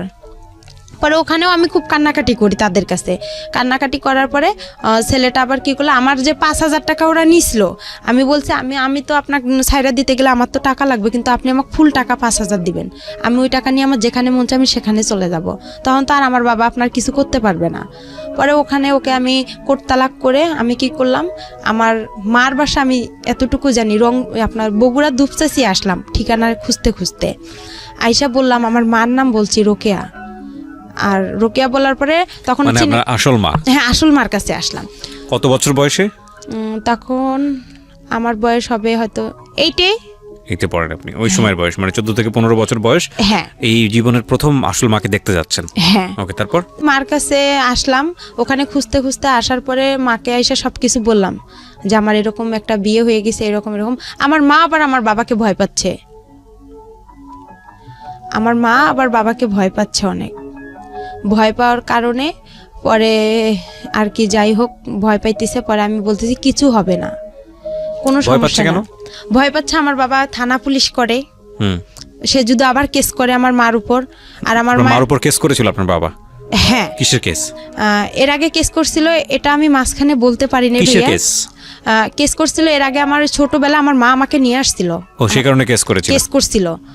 আপনার মা এই জন্য ভয় পাচ্ছে যে তুমি আবার আসলা, এই কারণে আবার কেস টেস না। হ্যাঁ, আবার কেস টেস করে, আমি এসব জড়াইতেছে না। আর আমার মা তখন আবার বিয়ে করতে চাচ্ছে। আপনি যখন গেছেন তখন বিয়ে করতে চাচ্ছে? হ্যাঁ, আমার মা আবার বিয়ে করতে চাচ্ছে। ওকে, তারপর বিয়ে করতে চাচ্ছে। একটা জিনিস খেয়াল রাখবেন, একটা কথা আছে না যে ওই গানটার মতো জলে ভাসা পদ্ম আমি, ঠিক জলে ভাসা পদ্মের মতো গল্পটা আসলে। একটা মেয়ে যদি ফ্যামিলি না থাকে তাহলে সে কিভাবে কোথায় কোথায় যায়, এবং ভাসতে ভাসতে তার কোথাও ওঠাই হচ্ছে না, না নিজের বাবার কাছে, না সৎ মায়ের কাছে, না নিজের মায়ের কাছে। এবং পরিবার তো নাই, সমাজ তো আরও অনেক জটিল একটা জায়গা। এগুলো আসলে নতুন না জীবন গল্প, এটা বহুবার এসছে, বিভিন্ন অ্যাঙ্গেল থেকে এসছে। সমাজের বিভিন্ন শ্রেণীর মানুষের গল্প বিভিন্নভাবে উঠে আসে, কিন্তু একটা মেয়ে নির্যাতিত হলে সে যে ক্লাসেই বসবাস করুক না কেন তার গল্পটা আসলে সেম। বলেন তারপরে যাই হোক ওখানে আসলাম, মা সবাই আমাকে ভয় পাচ্ছে, তো বড় হয়ে গেছি, টাকা পয়সা অনেক লাগবে, অনেক কিছু বিষয় আছে এখানে। তখন মা কি করলো, বলতেছে দরকার নেই। তখন আমার মার ফোনে আবার একজন ছেলে ফোন দেয়, তখন আরো বেশি কষ্ট লাগলো। আরে আমি তো মার বয়সের, এগুলা কাজ করার কথা আমার, আর এই কাজগুলো আমার মা করতেছে, খুব কষ্ট লাগছিল। লাগার পরে আমার মা কি করলো, আমার মামির কাছে পাঠাই দিল, খিলগাঁও তালতলা, এখানে আবার আমার মামি থাকে, উনিও গার্মেন্টস করে, ওখানে পাঠাই দিল। দেওয়ার পরে ওখানে মামির কাছে আসলাম। আসার পরে মামির ওখানে আসলাম, মামিও মনে করেন চাকরি করে গার্মেন্টসের। আর ওই মামির মেয়ে, ছোট মেয়ে আছে, উনি আবার হচ্ছে ডাক্তারি চাকরি করে, কিন্তু ওরা একটু লুবি টাইপের। আমার মা আবার রিং দিছিল আমার কানের। আমি যখন আমার নিজের মার কাছে গেলাম ভাইয়া, তখন আমার মা রিং, নুপুর দিছিল, একটা আংটি, চেন, মানে আর কি জিনিস, স্বর্ণের জিনিস দিছিল। তখন এগুলো আর কি করলো, আমার মামি বিক্রি করলো। আমি তো গার্মেন্টসে চাকরি পাইতেছি না, তখন চাকরি হচ্ছে না। পরে কি করলো, আমার সাথে খুব ঝগড়াঝাটি হয়ে গেল, খুব অশান্তি শুরু হইলো। অশান্তি হওয়ার পরে আমার মামাতো বোনটার কাছে গেলাম, আমার মামাতো বোনের বিয়ে হয়েছে আবার ওখানেই, ওনার মেয়ের। পরে ওনার কাছে গেলাম, যার পর ওনার শ্বশুর শাশুড়ি আমার খুব ভালোবাসলো, অনেক আদর টাদর করে। থাকার পরে ওখানে দেখা যায় 1 মাস থাকলাম, থাকার পরে আমার চাকরি হচ্ছে না, মামি কি খাওয়ায় না খাওয়ায়, এই এক কথায় দুই কথায় তার সাথে আমার খুব অশান্তি শুরু হয়ে গেল। আর একটা জিনিস, আমার মামা আসতো, আমার মামার আবার ছিল 2টা বউ, বড় বউ ছিল, উনি আবার ছোট বউ, আমি ছোট বউয়ের কাছে ছিলাম, ওখানে আসতো। তো আমি যে ভাগ্নি, তারা যে একটা ফিজিক্যাল রিলেশন হইতো, এটা আমার খুব খারাপ লাগতো। আমি তো তাদের মেয়ের বয়সের, আমার সামনে করতো, আমি তো বুঝতাম, হালকা পাতলা বুঝতাম, কিন্তু তারা বুঝতো না যে আমি তার ভাগ্নি বা তার ননদের মেয়ে। এগুলো আমি কি করতাম, আশেপাশে যে ভাড়াইটা ছিল তাদের কাছে বলতাম। তারা আবার কি করতো, অনেকে ভালো ছিল, অনেকে খারাপ ছিল। এইটা নিয়ে আবার আমার মামির সাথে ঝগড়া হইতো। হওয়ার পরে এক কথায় দুই কথা আমার মামি আমাকে বলছে তুই চলে যা। তখন আমি চিন্তা করছি আমি কই চলে যাব। তখন আমি কি করলাম, ওই যে আমার যে মামাতো বোন আছে, ওর বাসা হচ্ছে আপনার মগবাজারে, ওই মগবাজারে ওর আবার শাশুড়ির বাসার পরের আর একটা বাসা আছে, ওই আন্টিকে বললাম যে আন্টি এরকম ওখানে তো আমার হচ্ছে না, তো আপনি আমাকে এদিকে একটা মেস ভাড়া করে দেন, আমি যাই হোক যা বিক্রি করে হলেও দিব। আমার যা কাপড় চোপড় আছে বা যাই হোক আমি মানুষের বাসায় কাজ করে হলেও থাকবো, কিন্তু ওখানে আমি থাকতে পারবো না। আর আমার মামির মানে কিছু রং ছিল। তারপরে যাই হোক এভাবে আমি ওখান থেকে ওখানে আরেকটা বাসায় আসলাম। আসার পরে ওখানে আর আমি কি বিদেশ যে মানুষ পাঠায়, বিদেশ বাসা পাইলাম। মামির বাসা থেকে আরেক মেসে আসলাম। ওই মহিলা আবার আমাকে নিবেন। ওখানে আমার মামাতো বোন আমাকে অনেক মারছিল। মারার পরে ওই ওখানে আসলাম। আসার পরে আর কি যাই হোক ওখান থেকে আমি এক গার্মেন্টসের চাকরি পাইলাম। পাওয়ার পরে আবার আমি কি বিদেশে যে মহিলাদেরকে পাঠায় মেয়েদেরকে, তা আমি এতটা বুঝতাম না। পরে ওখান থেকে মানুষের খোঁজে খোঁজে পাইলাম যে মেয়েদেরকে বিদেশে পাঠায় আপনার ডান্সের জন্য। তো আমি আবার ডান্স পারি। তা আমি ভাবলাম যে আমি যদি ডান্সে যাই দুবাইয়ে, তাহলে তো আমি ভালো টাকা ইনকাম করতে পারবো, আমি তো ডান্স পারি। পরে ওই বাসা, আমি যে বাসা থেকে, ওই বাসায় আন্টি বলতিছে যে তুমি খারাপ জায়গায় যাবা, আমার বাসা থেকে এখনই চলে যাও, বের হয়ে যাও। তখন আমি আবার ওই কাজী ফারামে আলামিনের সাথে আমার এসব সব বন্ধ হয়ে গেল। এই আপনি বর্তমানে আপনার হাজবেন্ডকে নিয়ে স্টুডিওতে আসছেন, ওনাকে বিয়ে করেছেন কত বছর যাবত? ওনার বিয়ে করে আমার 3 বছর হয়ে গেছে। 3 বছর হয়ে গেছে। এনার সঙ্গেও কি আপনার এই ভদ্রমহিলা যার গল্প বলছিলেন তিনি বিয়ে দিয়ে দেয়? হ্যাঁ, তিনি আমাকে বিয়ে দিয়ে দিয়েছে। তো ইনি বিয়ে দিয়ে দেয় এবং 3 বছর যে সংসার করছেন তার সঙ্গে, তিনি কি জানে পুরো গল্পটা জানে আপনি আজকে যেটা বললেন এখানে? হ্যাঁ, সে পুরো আমার ইতিহাসটা জানে। আমি তাকে সম্পূর্ণ খুলে বলছি। আর সে আমার একটা কথার কারণে নাকি সে আমাকে বিয়ে করছে। তাকে সেটা কথা হচ্ছে আমার যে বিয়েটা, ভাই এখানে আরেকটু তার সাথে যে আমার বিয়েটা হয়েছে, আমার ওই মামা শ্বশুর আমাকে দেখতে আসছিল, আমার হাজবেন্ড সহ দেখতে এসে আমার মামা শ্বশুর কথা উঠাইছে যে তোমার বাড়ি কই, কি কথার জন্য বিয়ে করেছে সেটা বলেন, আমি স্টোরি দিতে যাচ্ছি না। সেটা কি কথার জন্য, সেটা হচ্ছে সে চলে গেছে আমাকে দেখার পরে, সে চলে গেছে। যাওয়ার পরে সে বলতিছে হচ্ছে, আমি তাকে একটা মেসেজ করছি যে আমাকে কি আপনি ভুলে গেছেন। সে এই কথার কারণে নাকি আমাকে বিয়ে করছে। সে আমাকে অসহায় দেখে বিয়ে করছে। আপনার সব স্টোরি কি জানতো আগে, বিয়ের আগে যে ঘটনাগুলো ঘটেছে সেগুলো কি জানতো? তাকে আমি বিয়ের আগে সম্পূর্ণ বলছি যে আমি এরকম অবস্থা আমার। ওনার ফ্যামিলি আছে, ওনার বাবা মা সবাই জানে আপনার সম্পর্কে? না, ওরা কেউ জানে না। এই ছেলেটা কি করে আপনার হাজবেন্ড? আমার হাজবেন্ড হচ্ছে রিক্রুটিং এর মালিক। রিক্রুটিং বললে বিদেশে যে লোক পাঠায় উনি। আচ্ছা, তো এই 3 বছর যাবত সংসার করছেন আপনি, আপনার আগেও একটা বিয়ে ছিল সেটাও জানে। জি। তো সবকিছু মিলে কেমন আছেন আপনি? সবকিছু মিলা আমি মোটামুটি বেশি ভালো নেই। এই জন্যই আমি চাইছিলাম যে আমার হাজবেন্ডকেও আজকে আমি এখানে রাখতাম। কেন ভালো নেই? সে আমাকে এত কিছু থেকে বঞ্চিত কেন করছে? সে তো আমাকে অসহায় দেখে বিয়ে করছে। এত কিছু থেকে বঞ্চিত করেছে বলে? এত কিছু থেকে আমি কি তার কাছে কি কোনো প্রাপ্য পাবো না? কি বঞ্চিত করেছে? সে আমাকে ঠিকভাবে দিচ্ছে না তেল সাবান। বিয়ের আগে প্রথমে, বিয়ের পরে সে আমাকে খুব ভালোবাসতো, তারপরে সে আর আমাকে ভালোবাসে না। কেন সে আমাকে ভালোবাসতে পারতেছে না? ভালোবাসে না বললে এভাবে বললে তো হবে না। আপনি তার সঙ্গে হ্যাপি না? জি না। খাবার দাবার ঠিক মতো দেয় না, ভরণ পোষণ ঠিক মতো দেয় না? খাবার দাবারটা সেভাবে ঠিকভাবে পাই, যেটা কিন্তু কাপড় চোপড় তেল সাবান এটা ঠিকভাবে পাই না। তার ভালোবাসাটা পাই না। এসব সবই বাদ দিলাম। ভালোবাসা অন্য জিনিস, এটা পাবেন কিভাবে এটা জানি না আমি, এটা নিয়ে আসলে এক্সপ্লেইন করা এটা অন্য জিনিস। বাট আপনার ভরণ পোষণের জায়গা হাজবেন্ড হিসেবে এটা আসলে সে ঠিক মতো দেয় না, আপনি যেটা বলতে চাচ্ছেন। জি। এটা সে অন্য মেয়েদের সাথে কথা বলে, কেন সে এসব করে? কিসের জন্য করে? কেন? এটা অন্য ডাইমেনশন। আমি এই জায়গাটায় নাই বাজাই, আমি বরং আপনার হাজবেন্ড এতটুকু শুনলে হয়তো সে মন খারাপ করবে, তার সেই জায়গাটা থেকে আমি বরং এটা বলবো যে এগুলো না বলাটাই ভালো পাবলিকলি, কারণ যেহেতু আপনি এক্সিস্টিং তার সঙ্গে আছেন, এই বিষয়গুলো আপনাদের নিজেদের মধ্যে মিটিগেট করে ফেলাটা না। আমি এখানে আরেকটা কথা বলতে চাই যে আমি যেরকম আমি তো ভাইয়া সম্পূর্ণ কথা, আমি যেরকম আজকে পরিস্থিতিতে আসি, আমি শুধু একটা কথাই বলতে চাই যে আমি যে ভুলগুলো করছি, এই ভুলগুলো যাতে। ভুল কি এখানে? আমার এখানে অনেক ভুল আছে। আপনি আমাকে একটু সময় দেন। আপনার ভুলটা কি বলেন? আপনি আমায় এতক্ষণ ধরে আপনি বললেন, আমি তো ভুলই খুঁজে পাইনি আপনার। আমার ভুল হচ্ছে প্রথমত আমি যে আলামিনের সাথে সম্পর্কটা করছি, এটা প্রথমত ভুল। আমি ভালোভাবে যদি নিজের একটু চেষ্টা করতাম। আমি একটু শোনাই আপনাকে এবার, আপনি একটু মনোযোগ দিয়ে শুনেন। বলাটাই মুখ্য না, মূল বিষয়টা আসলে হলো আপনার গল্পটা উঠে আসছে। এই যে 1-1.5-2 ঘন্টা আপনি এখানে বললেন, মূল গল্পটা উঠে আসছে। একটা যেটা হচ্ছে আপনি একটা ভালো ফ্যামিলি পাননি, প্রথম সমস্যাই ছিল এটা। আপনি যদি একটা ভালো ফ্যামিলি পেতেন, আপনার যদি গাইড করার মতো মানুষ থাকতো, তাহলে আপনার জীবনটা অন্যরকম হতে পারতো। দুঃখজনক হলেও সত্য যে আপনি সেটা পান নাই। এরপরে এই যে অল্প বয়সে যে প্রেমের সম্পর্কে জড়িয়ে যাওয়া, বা একটা ছেলের সঙ্গে আপনি ঘর থেকে বের হলেন আসল মায়ের কাছে ফেরার জন্যে, এবং সেই আসল মাই আসল মায়ের ইন্টারেস্টিং দেখেন, ও সৎ মায়ের কাছে দিন যাবত থাকলো, কখনো সৎ মায়ের কাছে থাকতে পারলো না, বাবার কাছে গেল, বাবার কাছে গিয়েও সেখানেও থাকতে পারলো না, আবার সৎ মায়ের কাছে আসলো, সৎ মায়ের কাছেও থাকতে পারলো না। তখন মনে হলো যে না, আসল মায়ের কাছে ফিরে যাবো। সেই জন্য সে একটা ছেলের হাত ধরে আসল মায়ের কাছে আসতে চাইলো। ওই ছেলে আবার তাকে ট্র্যাপে ফেলে বিয়ে করে ফেললো। ফেললো, বিয়ে করে ফেলে তারপরে শেষ পর্যন্ত ওখান থেকে সে ছাড়া পেলো, ছাড়া পেয়ে সে তারপরে গেল হচ্ছে হলো আসল মায়ের কাছে। আসল মায়ের কাছে যাওয়ার পরে সেখানেও সে থাকতে পারলো না, দেখলো যে আসল মা তাকে রাখবে না কেসের ভয়, কারণ সে আরেকটা বিয়ে করার প্ল্যান করছে। সুতরাং এই পরিণত বয়সের একটা মেয়েকে দেশে কি করবে, সেখান থেকে সে আবার গার্মেন্টসে চলে আসলো। গার্মেন্টসে চলে এসে একটা মানুষের সঙ্গে তার পরিচয় হলো। সেই মানুষের সঙ্গে পরিচয় হওয়ার পরে, একটু থামেন প্লিজ, একটু হ্যাঁ নিজেকে কন্ট্রোল করেন। সেই মানুষের সঙ্গে পরিচয় হওয়ার পরে সে আলটিমেটলি হচ্ছে হলো একজনকে বিয়ে করলো। আপনার হাজবেন্ডকে আমি অবশ্যই ধন্যবাদ জানাবো যে এত কিছু জানার পরে সে আপনাকে রিসিভ করেছে। 8-10টা ছেলের মতো সে না, সেই জায়গাটা থেকে সে প্রশংসা পাওয়ার যোগ্য। ঠিক আছে, ওনার জীবনে ভয়ঙ্কর রকমভাবে কষ্ট আছে, এটা অস্বীকার করার কোনো উপায় নাই। তবে এটা ঠিক যে এত কিছুর পরও মানুষ সার্ভাইভ করে সোসাইটিতে। ভয়ঙ্কর রকমভাবে আমাদের জীবনে ঘটনাগুলো ঘটে যায়। যদি নিদেন পক্ষেই বলেন যে আজকের এই গল্পে ওনার বলার ধরন বা উনি যেভাবে বলেছে বা আমাদের যেভাবে আমরা এখানে প্রেজেন্ট করেছি, সেখানে সেই অর্থে আপস অ্যান্ড ডাউনস নাই, সেই অর্থে ঢেউ নাই। কিন্তু আপনি যদি একটু ঠান্ডা মাথায় চিন্তা করে দেখেন, এই যে মেয়েটি বড় হয়েছে আমাদের সমাজে, সেই জায়গাটি থেকে কীরকম কষ্ট করে তাকে বড় হতে হয়েছে। আমাদের চারপাশে এরকম অসংখ্য মানুষ আছে যারা বিভিন্নভাবে বিভিন্ন কিছু থেকে বঞ্চিত। তবে এর থেকে বড় বঞ্চনা বোধহয় পৃথিবীতে আর কিছুই নেই, যার কোনো পরিবার নেই, থেকেও নেই। সুতরাং বাবা মায়ের সম্পর্কটা সন্তানের ক্ষেত্রে খুব গুরুত্বপূর্ণ, খুবই খুবই খুবই গুরুত্বপূর্ণ।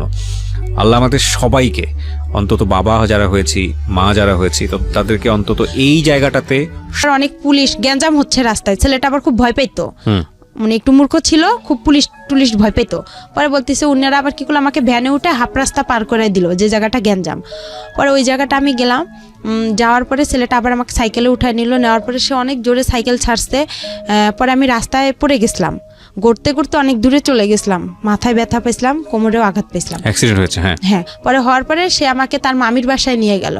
নিয়ে যাওয়ার পরে তার মামাতো বোনেরা আমার ব্যাগটা খুলে দেখলো কি আছে।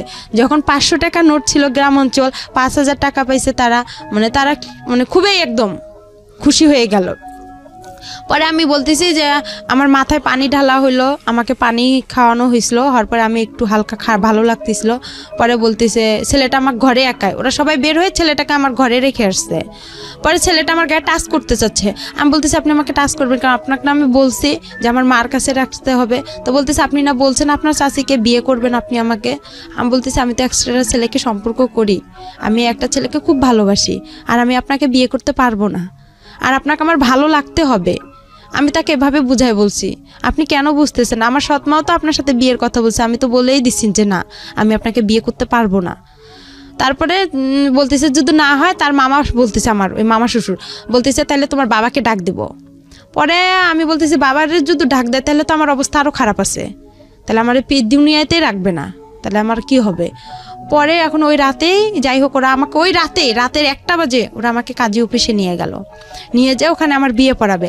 পরে এখন কবুল বলতে বলছে তখন আমি একটা কবুল বলছি, আর বাকি 2টা বলিনি। না বলে আমি ইচ্ছা করেই আমি ওখানে মাথা ঘুরে পড়ে গেছি।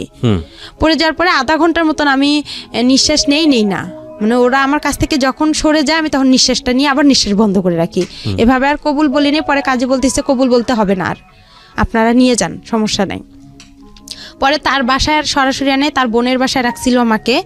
ওখান থেকে সকালবেলা আমাকে ওই ছেলে নিয়ে আসছে। পরে নিয়ে আসার পরে দেখি ছেলেটা মানে মূর্খ তো একদম, একগুলো জুতা পরছে অনেক বড় বড়, একটা পাঞ্জাবি পরছে অনেক ঢিলা, অনেক কীরকম। আমার কাছে খুব খারাপ লাগছিল যে এই ছেলে এসব পরছে কেন।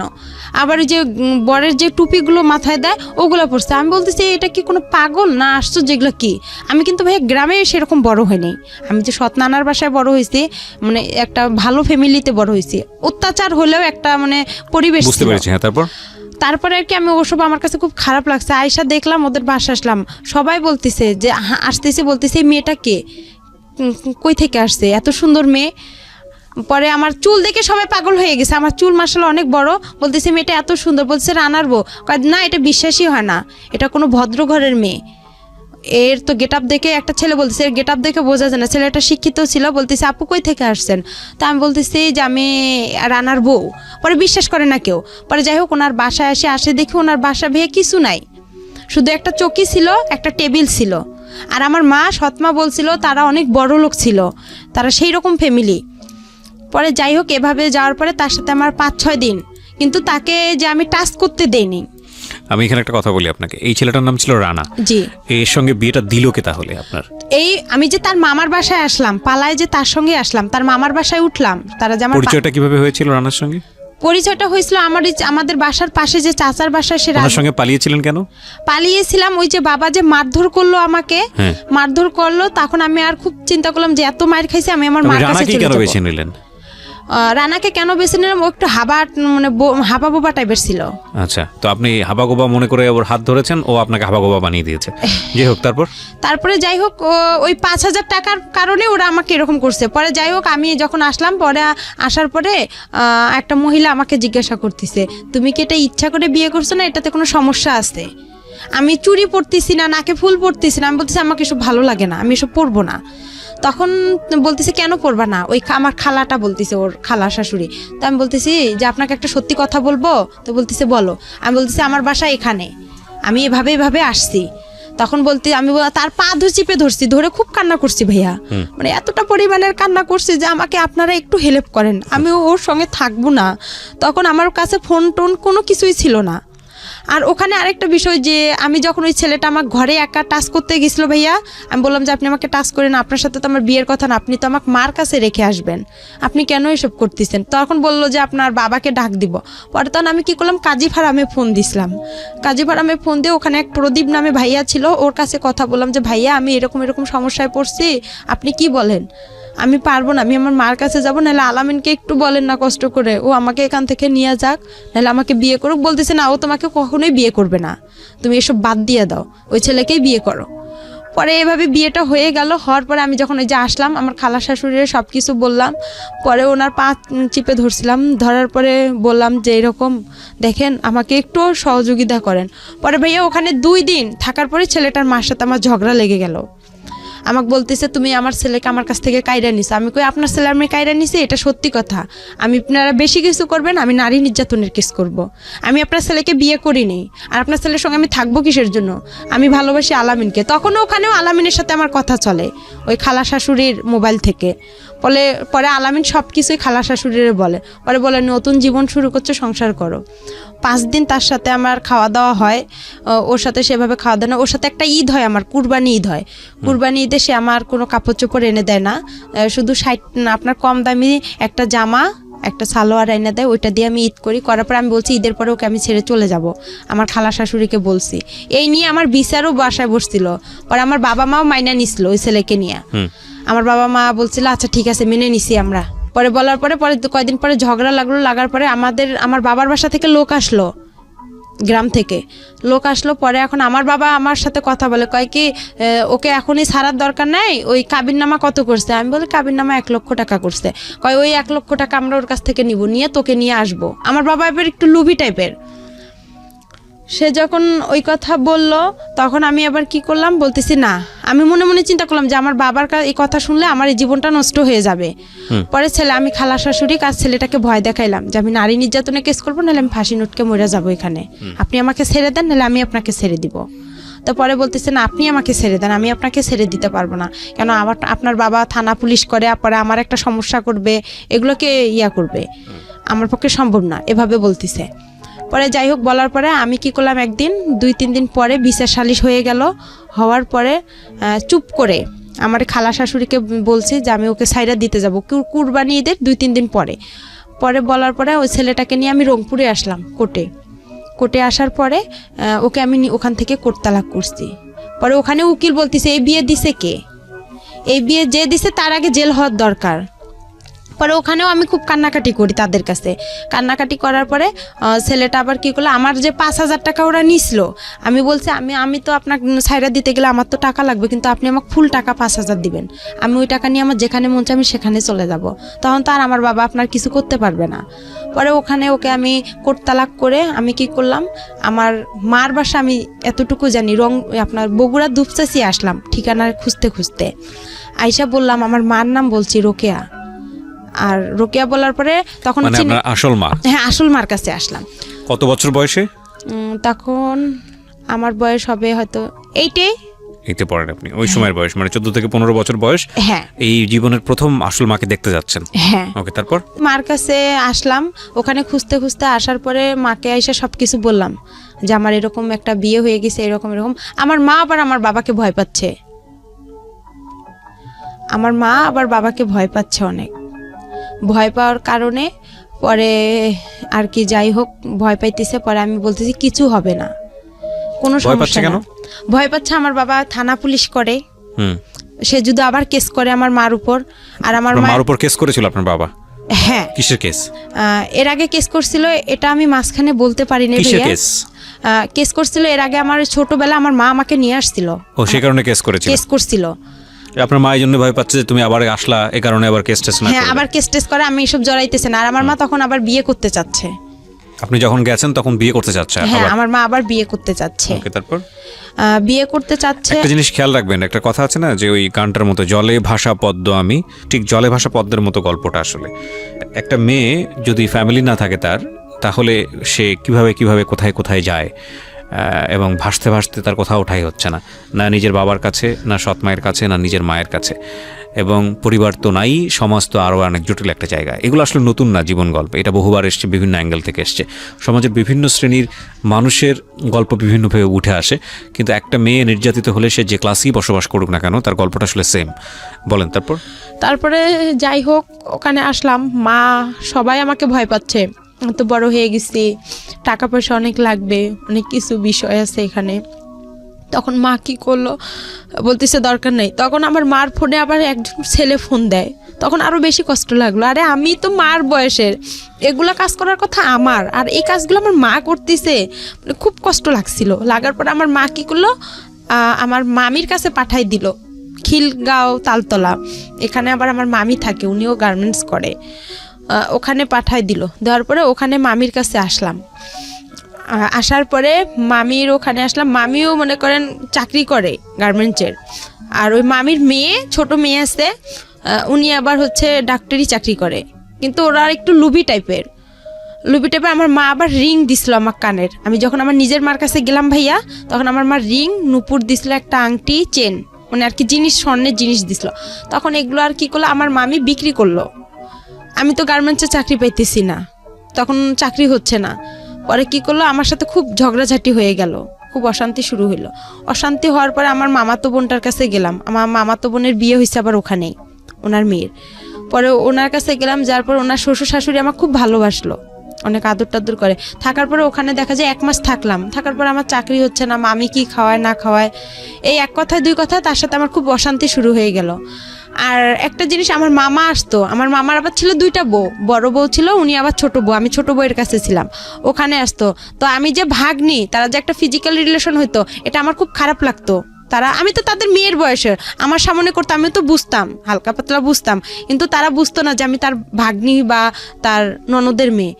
এগুলো আমি কি করতাম, আশেপাশে যে ভাড়াইটা ছিল তাদের কাছে বলতাম। তারা আবার কি করতো, অনেকে ভালো ছিল, অনেকে খারাপ ছিল। এইটা নিয়ে আবার আমার মামির সাথে ঝগড়া হইতো। হওয়ার পরে এক কথায় দুই কথা আমার মামি আমাকে বলছে তুই চলে যা। তখন আমি চিন্তা করছি আমি কই চলে যাব। তখন আমি কি করলাম, ওই যে আমার যে মামাতো বোন আছে, ওর বাসা হচ্ছে আপনার মগবাজারে, ওই মগবাজারে ওর আবার শাশুড়ির বাসার পরের আর একটা বাসা আছে, ওই আন্টিকে বললাম যে আন্টি এরকম এরকম, ওখানে তো আমার হচ্ছে না, তো আপনি আমাকে এদিকে একটা মেস ভাড়া করে দেন, আমি যাই হোক যা বিক্রি করে হলেও দিব, আমার যা কাপড় চোপড় আছে বা যাই হোক মানুষের বাসায় কাজ করে হলেও থাকবো, কিন্তু ওখানে আমি থাকতে পারবো না। আর আমার মামির মানে কিছু রং ছিল। তারপরে যাই হোক এভাবে আমি ওখান থেকে ওখানে আরেকটা বাসায় আসলাম। আসার পরে ওখানে আর আমি কি বিদেশ যে মানুষ পাঠায়, বিদেশ বাসা পাইলাম, মামির বাসা থেকে আরেক মেসে আসলাম। ওই মহিলা আবার আমাকে নিবেন, ওখানে আমার মামাতো বোন আমাকে অনেক মারছিল।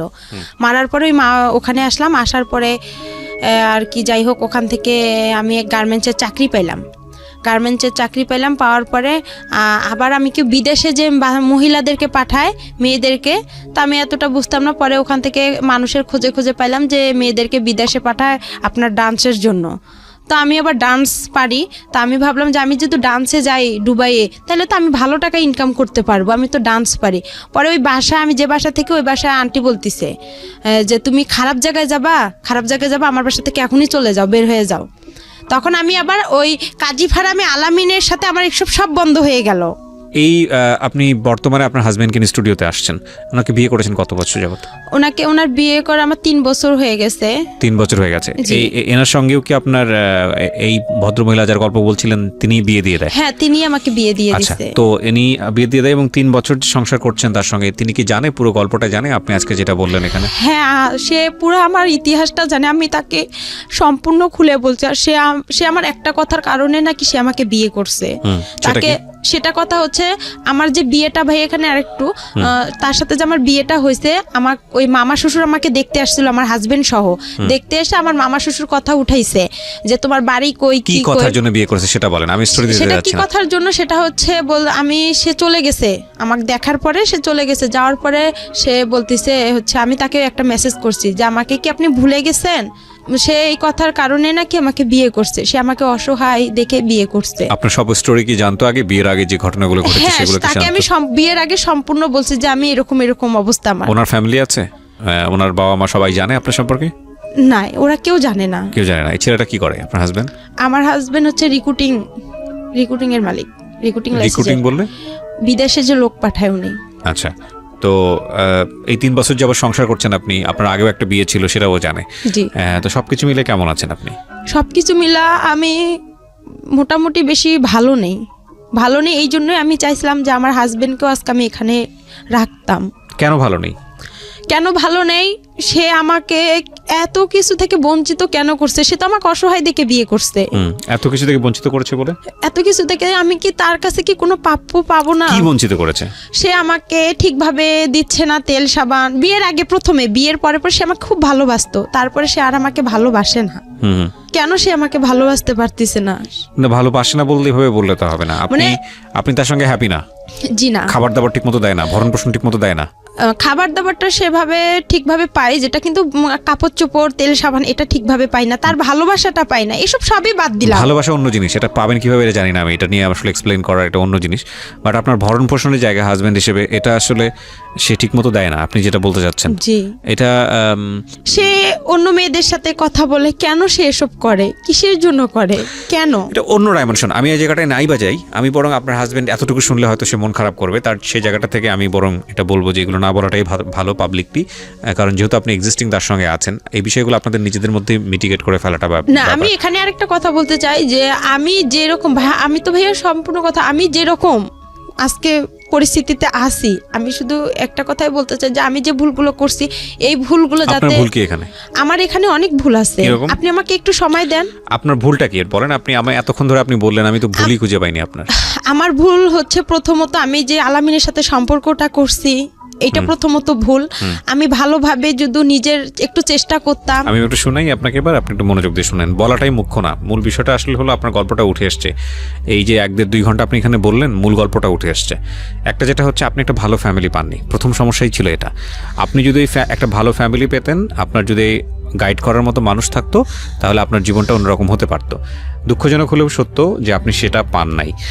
এরপরে এই যে অল্প বয়সে যে প্রেমের সম্পর্কে জড়িয়ে যাওয়া, বা একটা ছেলের সঙ্গে আপনি ঘর থেকে বের হলেন আসল মায়ের কাছে ফেরার জন্যে, এবং সে আসল মাই আসল মায়ের ইন্টারেস্টিং দেখেন, ও সৎ মায়ের কাছে দিন যাবৎ থাকলো, কখনো সৎ মায়ের কাছে থাকতে পারলো না, এবার বাবার কাছে গেল, বাবার কাছে গিয়েও সেখানেও থাকতে পারলো না, আবার সৎ মায়ের কাছে আসলো, সৎ মায়ের কাছেও থাকতে পারলো না। তখন মনে হলো যে না, আসল মায়ের কাছে ফিরে যাব।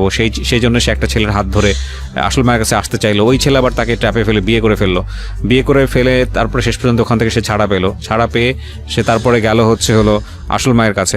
আসল মায়ের কাছে যাওয়ার পরে সেখানেও সে থাকতে পারলো না, দেখলো যে আসল মা তাকে রাখবে না কেসের ভয়, কারণ সে আরেকটা বিয়ে করার প্ল্যান করছে। সুতরাং এই পরিণত বয়সের একটা মেয়েকে দেশে কি করবে? সেখান থেকে সে আবার গার্মেন্টসে চলে আসলো। গার্মেন্টসে চলে এসে একটা মানুষের সঙ্গে তার পরিচয় হলো। সেই মানুষের সঙ্গে পরিচয় হওয়ার পরে, একটু থামেন প্লিজ, একটু নিজেকে কন্ট্রোল করেন।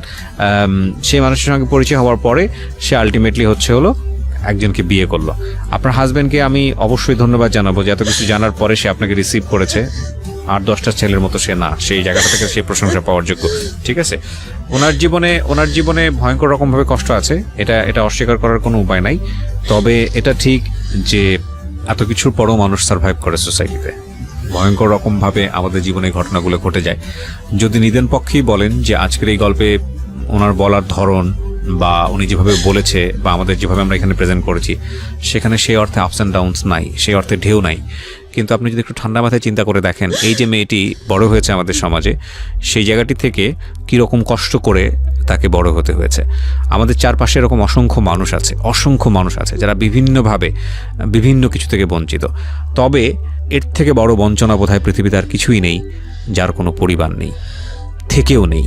সুতরাং বাবা মায়ের সম্পর্কটা সন্তানের ক্ষেত্রে খুব গুরুত্বপূর্ণ, খুবই খুবই খুবই গুরুত্বপূর্ণ। আল্লাহ আমাদের সবাইকে, অন্তত বাবা যারা হয়েছি, মা যারা হয়েছি, তো তাদেরকে অন্তত এই জায়গাটাতে